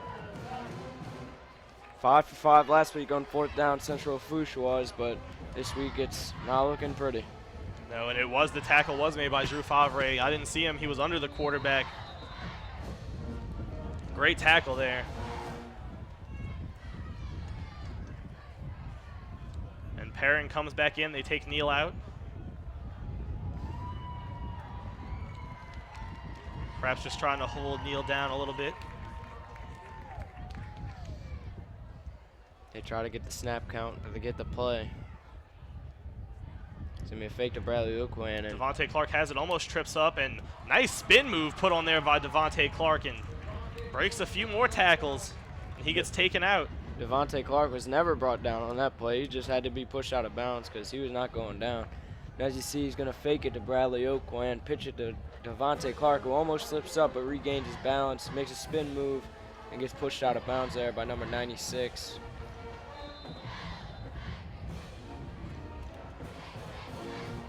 And some scores to report from the district. Thibodeau played South Lafourche last night, was able to beat them 35-0. We'll keep you updated on those scores.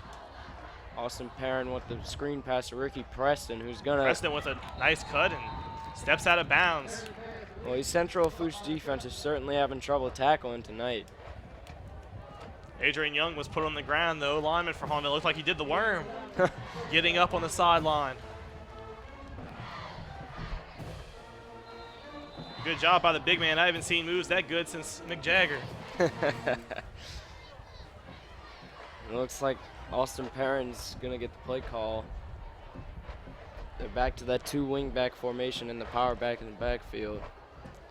Perrin's going to be under center.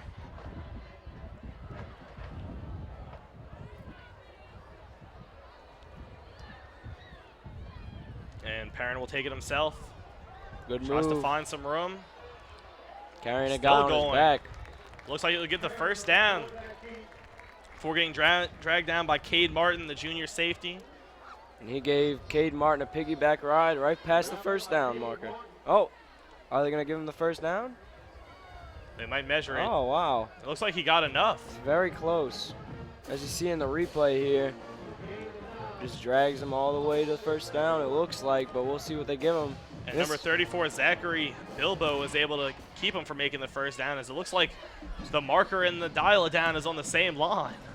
It's probably 2nd and 3 inches as Perrin easily gets Perrin takes that. it again, makes a cut. Oh, makes another cut, and gets taken down by Xavier Triplett, the sophomore defensive end. But after Perrin, shook some people, Central Lafourche's defenders might be looking for their shoes on the ground right now. Well, they might need some crutches because them ankles are broke. See, Watch this. what a nice cut, and that was Chandler Richard, the senior, that he made that cut on.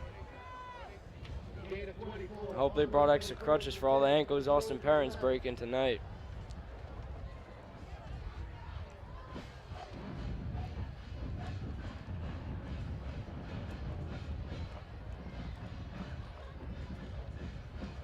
Austin Perrin's going to get the call once again. He's going to be brought down for a short gain of 1 or 2. It's going to be 2nd down and 9. Excuse me, 2nd down and 7. Ball is going to be on the 8-yard line. And another score we can report from the district. Destrehan 44, HL Bourgeois nothing.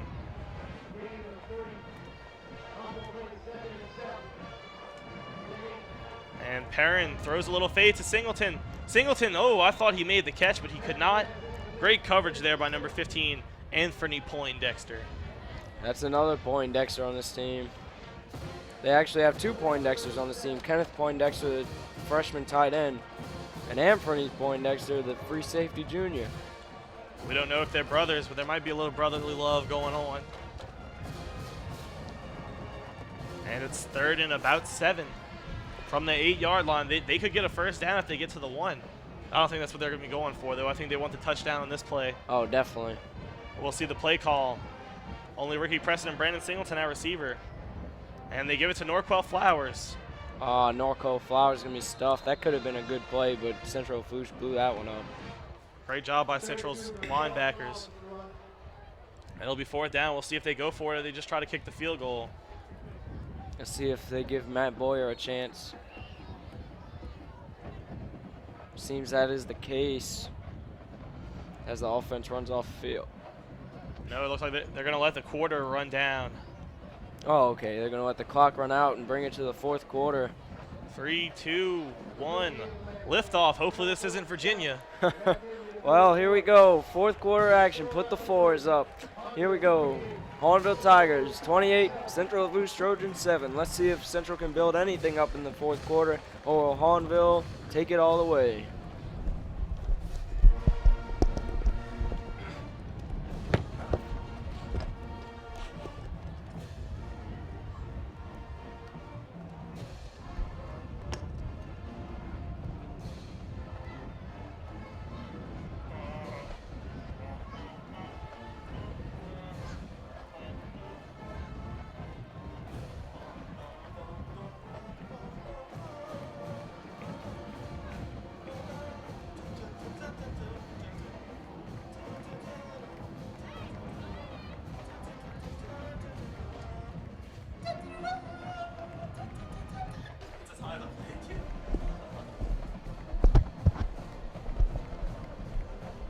And to begin the fourth quarter, Matt Boyer will be lined up for a 25-yard field goal right down the middle. He's been perfect on extra points in the last 4 weeks. He's also been perfect on field goals. Well, he's only attempted one. And this one is right down the middle.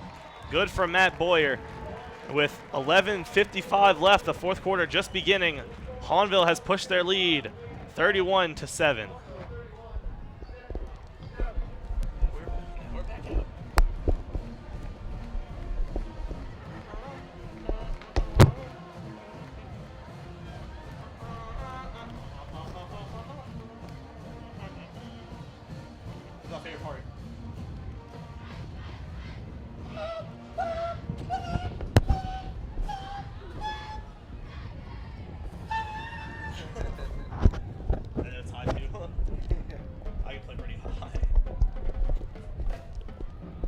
Aaron Bourgeois, we'll see if he can do another squib kick or if he actually legs this one out. Probably trying to keep it from Daquan Gray, who's back in the game, and Thomas Wesley, the two speedsters for Central Lafourche. And let's see what Bourgeois does. And he legs this one out. It'll be taken at, and it'll go into the end zone for a touchback. Touchback from Aaron Bourgeois on that play. And now Central's offense will come out on the field. We'll see if Gray gets back into the game. And of course, we'll see if Hahnville's defense can keep Central from putting a little dent into their lead. Very good defensive performance so far tonight. Holding Central Lafourche is definitely a decent offense that Central Lafourche had to only 7 points tonight. Very impressive by the Hahnville Tigers. And let's see what they do on this first play as Oquan. They might need some big yardage plays as it's complete. And Gilmore stands him up. I don't think he got the first down on that play. Gilmore and Jai Knight were in there to make the tackle on number 81, Andrew Griffin. And it will be second and about 1. Not as close as the Hahnville second down, but decently close. And Gray back in the game. We'll see if they hand it off to him. Oquan, the quarterback. 3 wide receivers lined up wide. We just got a score update from the Destrehan game, and it is still 44-0 in the third quarter against HL Bourgeois. And here we go, Oquan in the shotgun. Oquan hands it off to Gray. Gray up the middle. Gray gets the first down and drags Brandon Ockman a few yards. Central Lafourche showing that they have a little bit of fight left in them. Still got 11 minutes in this game. You never know.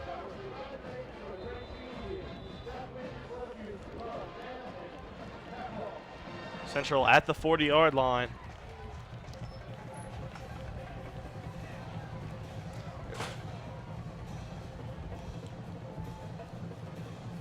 We watch the replay. Drags Brandon Ockman there. Wesley's in motion, and they'll hand it off to Gray. Carmerdell misses breaks a tackle, breaks Oh. another tackle. A towel flies up in the air, and Gray gets about 5 yards. Gray is running so hard, he's got towels flying off. What's next? His shoes going to fly off next play? The tackle was made by Stephen Cloud, the lineman.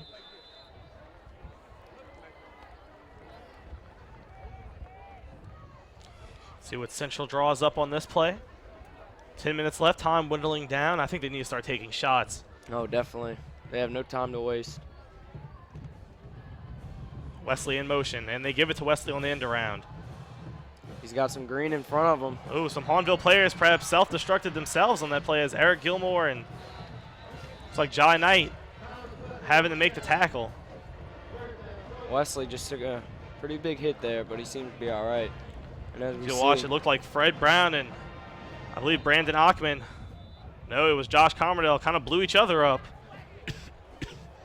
Eric Gilmore and Jai Knight able to make the tackle after a big game from Wesley. And that end arounds work too. I'm surprised they haven't done that a lot more this game. It definitely has. 2 plays, the handoff to Gray and the end around to Wesley have definitely worked today. Oquan will take the snap and hands it off to Gray. Gray will cut back. Brandon Ackerman able to make the tackle. No, that's Chris Marshall able to make the tackle on that play after Gray gains about 5 yards on his little cutback. Central's running game really showing up right now, but if it was up to me, I believe they need some passing yards right now. They need to get some plays downfield. They don't have much too much time left. Excuse me.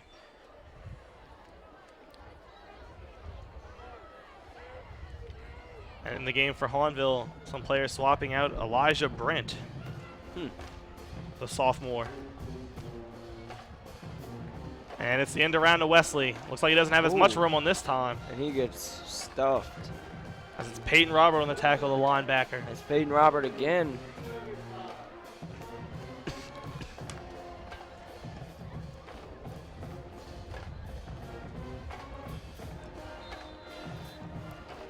And we'll see what they draw up on 3rd and 5.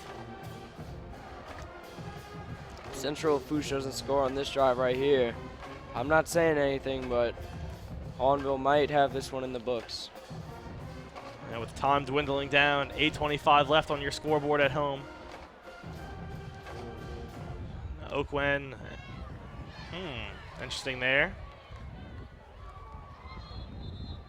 And I believe a timeout will be called by Central with 8:12 left. Hahnville up 31-7.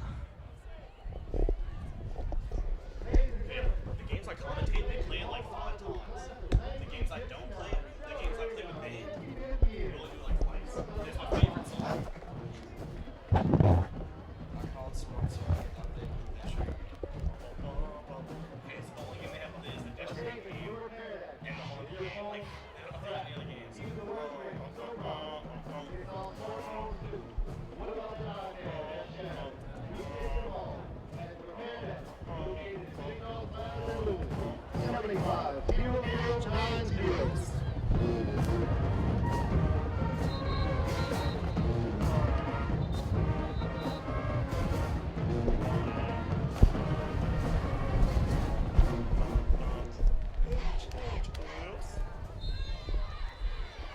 And Oakwen will come on the field, 3rd and 5. They need the conversion, of course, probably in 4-down territory right here, I would expect. Oh, definitely with nearly 8 minutes left in the 4th quarter. It looks like they'll be in the eye on this play with Wesley and Gray. They will. The Gray lineup as a fullback, not a normal fullback. Line up in the I formation. And they'll give it to Wesley. Wesley gets to the corner and Gilmore stands him up, but not after he makes a 1st down. It's going to move the change there for the Central Lafourche Trojans. Good run there by Wesley. So we watched the replay. Wesley got to the outside. Drew Favre wasn't able to make the tackle, and Eric Gilmore made the tackle, but not after the effort from Wesley got them the 1st down. Seems that I formation worked better for the Central Lafourche Trojans, and they're going to go right back to it. And we'll see if they give it to Gray this time, or maybe they pass it out of it. And they give it right back to Wesley, the same direction, and Hahnville still wasn't able to stop it as Wesley stays on his feet and scores the touchdown. Like I just said on that last play, that I formation is working very well for this team. I don't see why they don't go to it more often. And it was the same exact play. It was indeed, same side, same play as we see this on the replay.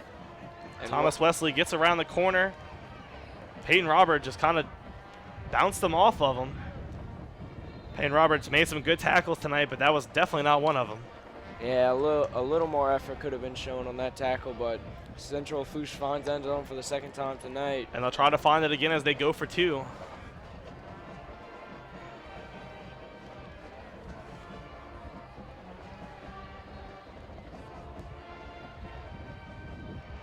And Oakwen, he'll take it himself as he has a man open. It's Gray, but did he get to the goal line? No, he didn't. He did not. Jai Knight, great coverage there from the senior. Another senior getting in on the play. That very much could have been 2 points, but Jai Knight said, no, sirree. Get out of my end zone. And Jai Knight, the River Parish Player of the Week from last week. After he's had 2 pick sixes in the last 2 games against East St. John and HL Bourgeois, respectively. And a great play there by Jai Knight to wrap up the very slippery Gray. Slippery indeed tonight, Gray has been. Gray and Wesley have been a great dual threat tonight. As we see, they're getting most of the carries. Nearly every play you're going to have to say their name because Central Lafourche is very dependent on those two guys.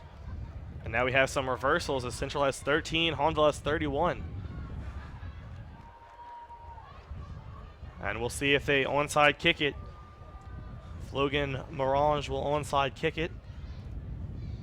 The senior on senior night here at Tiger Stadium. Not senior night for Central Lafourche, but he's still a senior. Coach Stahl putting some good hands there to receive the onside kick. We'll see what they do, and it is an onside kick, and wasn't a very good one. And they almost got to it, though. It barely made the 10 yards, but Hahnville will get to it. Looks like Waylon LeBlanc comes in with a clutch recovery.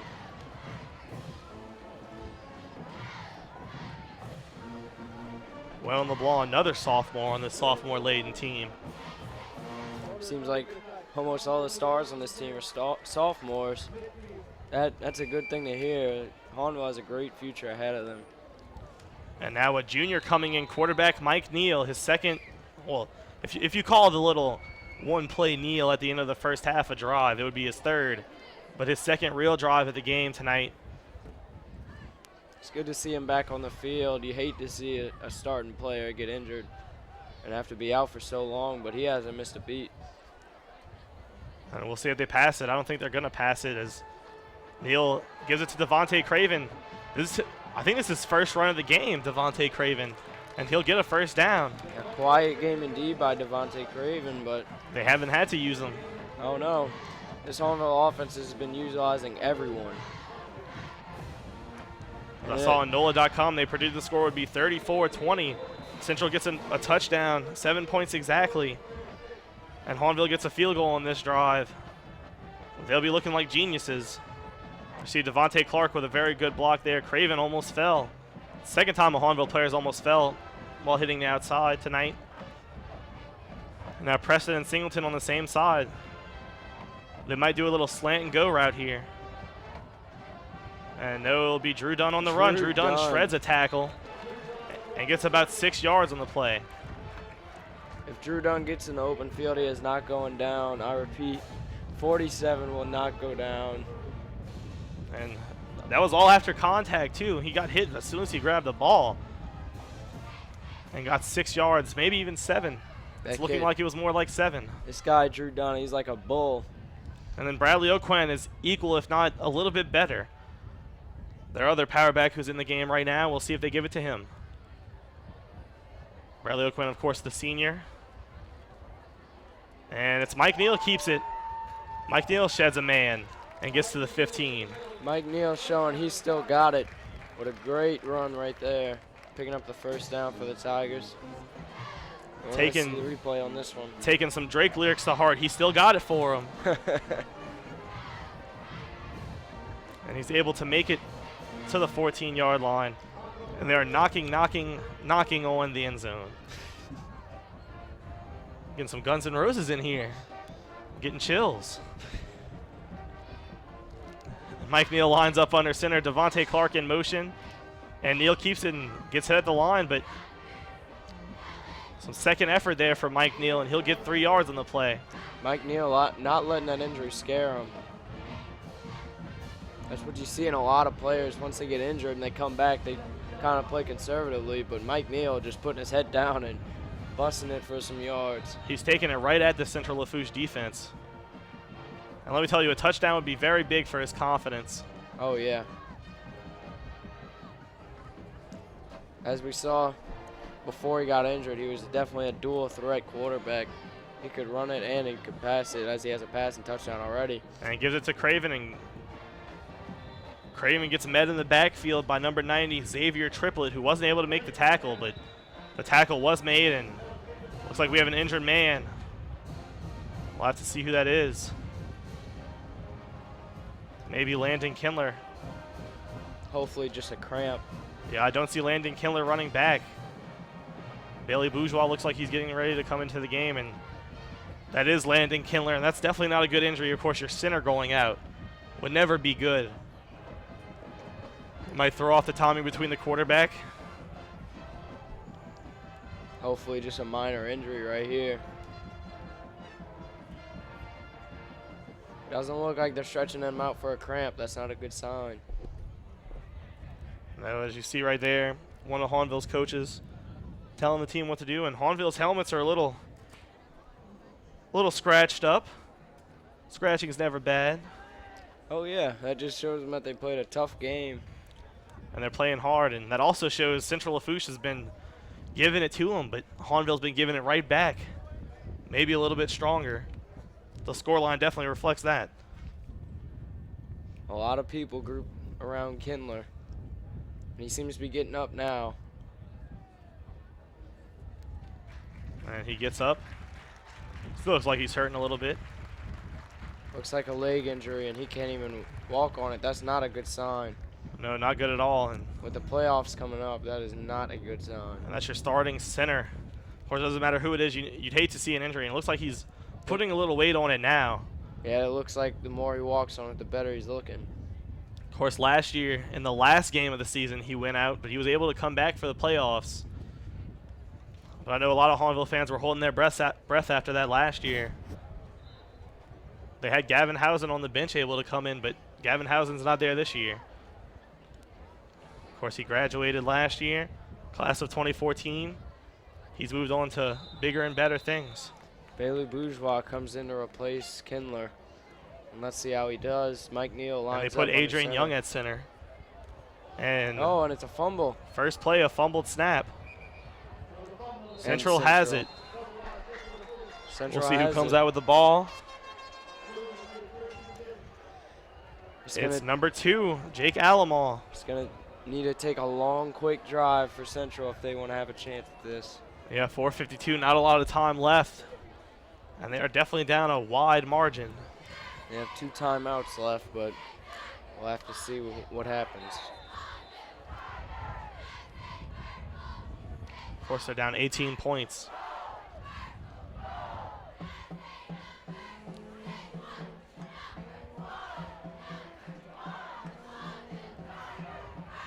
Oakwan lines up in the shotgun. They'll definitely have to pass a lot this drive. And he does roll out, had a man open, and he gets blocked at the line of scrimmage. The block made by Joshua Commerdale. If they had a man open, number 10, Casey Knight, was looking for the ball, calling for it, screaming at Oakwan. But Oakwan was unable to get it to him.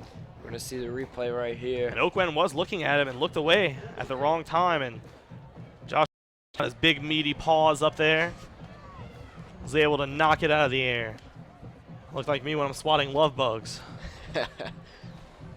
Mohawk Warrior, we call him. Yep, he swatted that love bug. Oakwan still in the shotgun. And they'll hand it off. And he'll get knocked down immediately. Just stuffed at the line. Shot call, too. I mean, I understand your pass game hasn't been working, but this late in the game, you really need to start taking some shots. Oh, definitely. And in third down, they might play a little conservative. Not conservative, but conservative on the lift. They're throwing the ball down the field.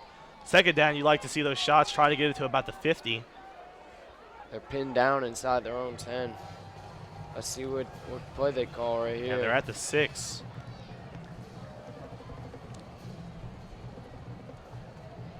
Oakwan gets the ball, play action, but I don't think Hahnville was fooled. And he loses the football. Oh, still rolling around. Hahnville may have recovered it. Hahnville does have it. It's Fred Brown. Is that going to be a touchdown? It is a touchdown. It's a touchdown. Fred Brown. He had a fumble return for a touchdown against East St. John, and he has one now. But this one he recovered in the end zone. Against East St. John, it was around the 26-yard line. Fred Brown. The big man. We talked about him on our coaches show. In fact, you were hosting that week, Joey. Yes. I mean, you just got to compliment Fred Brown. He's been all over look, he was in on the tackle. Oh, yeah. And came out with that football. Fred Brown, his second touchdown on the year, and he's a defensive tackle. Of course, 2 touchdowns in his career. Sounds like J.J. Watt. Might have to call him Fred Swat. Matt Boyer to attempt the extra point. He's been perfect tonight. And he's still perfect right down the center. His kicking game's really changed. Of course, he was a decent kicker in the beginning of the year, but some of his mistakes cost him games against Rummel and Thibodeau, respectively. But now he's just possibly one of the greatest kickers in the state. He's probably on the greatest run out of most of the kickers in the state so far in the last 4 weeks. Oh, definitely. He's a freshman, so they have him up for another 3 years. He's definitely Craig Ford-esque. Maybe not as tall and maybe not as ginger, but he's definitely a good young kicker. Aaron Bourgeois comes in for another kickoff. You heard his name a lot tonight because Hahnville just keeps on scoring. Yep, 38 points. They've been averaging 39 points a game the last 3 weeks. And they're keeping that, holding that points per game. Of course, they can't get 1 point, so they can't keep that 39 going. And it's another great kick. We'll see if Wesley takes this one, and he doesn't, as it's in the end zone. You see Aaron Bourgeois hit these squib kicks right down the middle perfectly, hit onside kicks that are perfect, and now you see him kicking touchbacks. I mean, this kid is just an all-around great kicker. He's also Craig Ford-esque, if you will. Craig Ford was the man. And you've seen him kick a 50-yard field goal. When's the last time you heard of a high school kid doing that, Josh? Oh, he kicked a 65-yarder in practice, they're telling me. Wow. Might be a little over-exaggeration, but I've watched him kick a 60-yarder in warm-ups. And now he's playing at ULM. He's their backup kicker, but the kicker they have is a senior. We'll see Craig Ford get some Division I action with UL Monroe. And it looks like Gray checks out of the game. And coming in is Allen once again, and he's going to get the call. And they'll give it to Allen. Allen gets the outside, cuts back in, drags man 8 yards, and Corey Schmill will come into the game for Hahnville. And Fred Brown comes out, the man of the hour, Fred Brown. So we see the replay, he just keeps on trucking, keeps him legs pumping. Justin Young might have tripped over his own feet there. You saw number 23 for Hahnville go flying. Didn't look like the fly from Leonard Fournette's stiff arm and the Ole Miss defender, but he went flying. Oakland's going to go back in the shotgun. Maybe now is where they take their shot. No, they give it back to Allen. Allen will be tackled by Elijah Brent. Well, it looks like they're just trying to get the sophomore Allen some playing time behind the seniors, Gray and Wesley. And it's always great to get some young players in and some good young players. Nelton Allen's had a few big runs tonight. Yeah. Drew Favre comes out. Brandon Ockman comes in. Hahnville also getting a few young players in. And a few seniors that don't get a lot of playing time. And that's number 24, Dedrick Kangalasi, running to the outside, and he'll get tackled. The little speedster trying to get to the edge, but he was stuffed. Yep, he won't get far.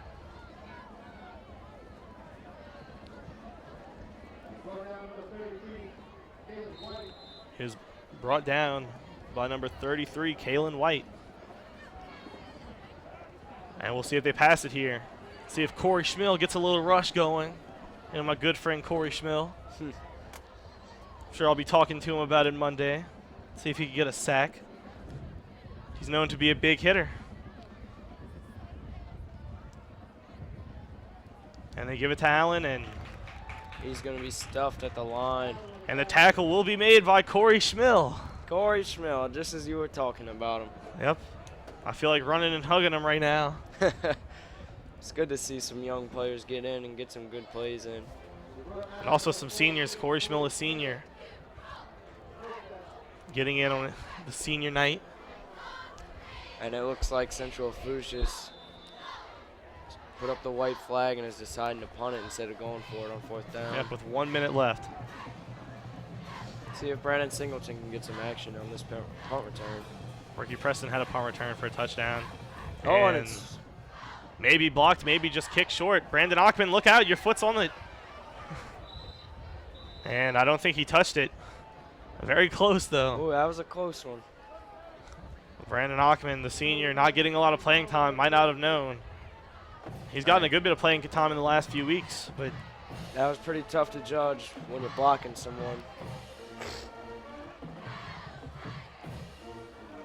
And it looks like the second team offense is going to come out.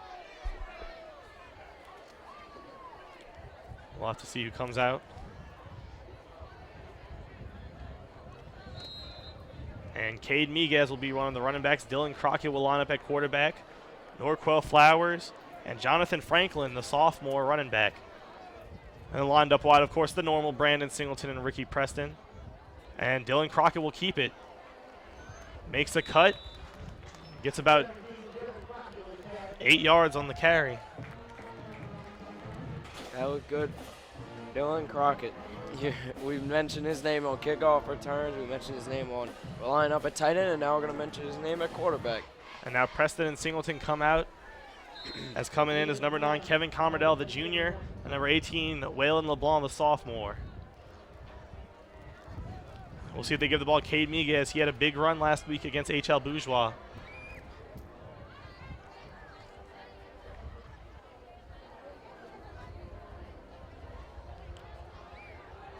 Franklin comes across. Crockett keeps it himself, makes a few men miss, gets to the corner and gets a first down inside the 40-yard line. Crockett making all this playing time count. And I think that will take us to the end of the game. 25 on the play clock, 24 on the game clock. And here's the replay. We're going to see him make a nice move here. Just bounced off number 30, Norman Taylor, the sophomore defensive end. And the clock is running. The play clock isn't running. Are It they looks going to like let this run? Hahnville will run it out. And that's the game. Hahnville Tigers with the big win over Central Lafourche, 38-13. Josh, who would you say is the player of the game for Hahnville? Well, honestly, I think it's Austin Perrin. All the things he's been able to do, making stuff work with his feet, making this pass game stick, hitting some very tight windows. Of course, he threw the pick, but you know it's all for naught. He had an outstanding game tonight. It might be his last start as Mike Neal comes back. We'll have to see what Coach Saul wants to do. Maybe we'll ask him on our On the Prowl show coming up. Oh, yeah, you got to, fellas at home, you got to tune into that Channel 8, Cox Channel 8 at 6 p.m. and 6 a.m. every weekday. And it's also online on PressThePlay.tv. Yep, we definitely enjoy it. If you get some views in there, we're trying to be as big as some of the bigger videos, you know. Oh, maybe Charlie bit my finger. I think we could get to that level. Yeah, a few million views, you know. And it's a great show. We definitely need to tune in. And tonight we witnessed a great, possibly some would say domination by Hahnville tonight, 38-13. And it's good to see Coach Salt's squad get a nice win. Yeah, and Central, they tried to battle back, just weren't able to do it. Some great play from Daquan Gray and Thomas Wesley. Some great running from them. They just weren't able to get enough points on the scoreboard, and that's what it's all about, just the points on the scoreboard. And that's you'll be able to see this game on Channel 8 on Cox after our On the Prowl show airs, and we definitely like you to tune into our On the Prowl show. Like Joey said, visit our webpage at PressThePlay.tv. Your final score from Tiger Stadium in Booty, Louisiana: Hahnville 38. The Central Lafourche Trojans of Raceland 13. I'm Joshua Perkins. And I'm Joey Robichaux. And stay tuned next week as we go to the Destrehan versus East St. John football game. That'll be a good one out there in Destrehan Stadium. And it looks like Destrehan went to 9-0 tonight as we wrap it up here at Hahnville Stadium. Thanks for watching. Thank you.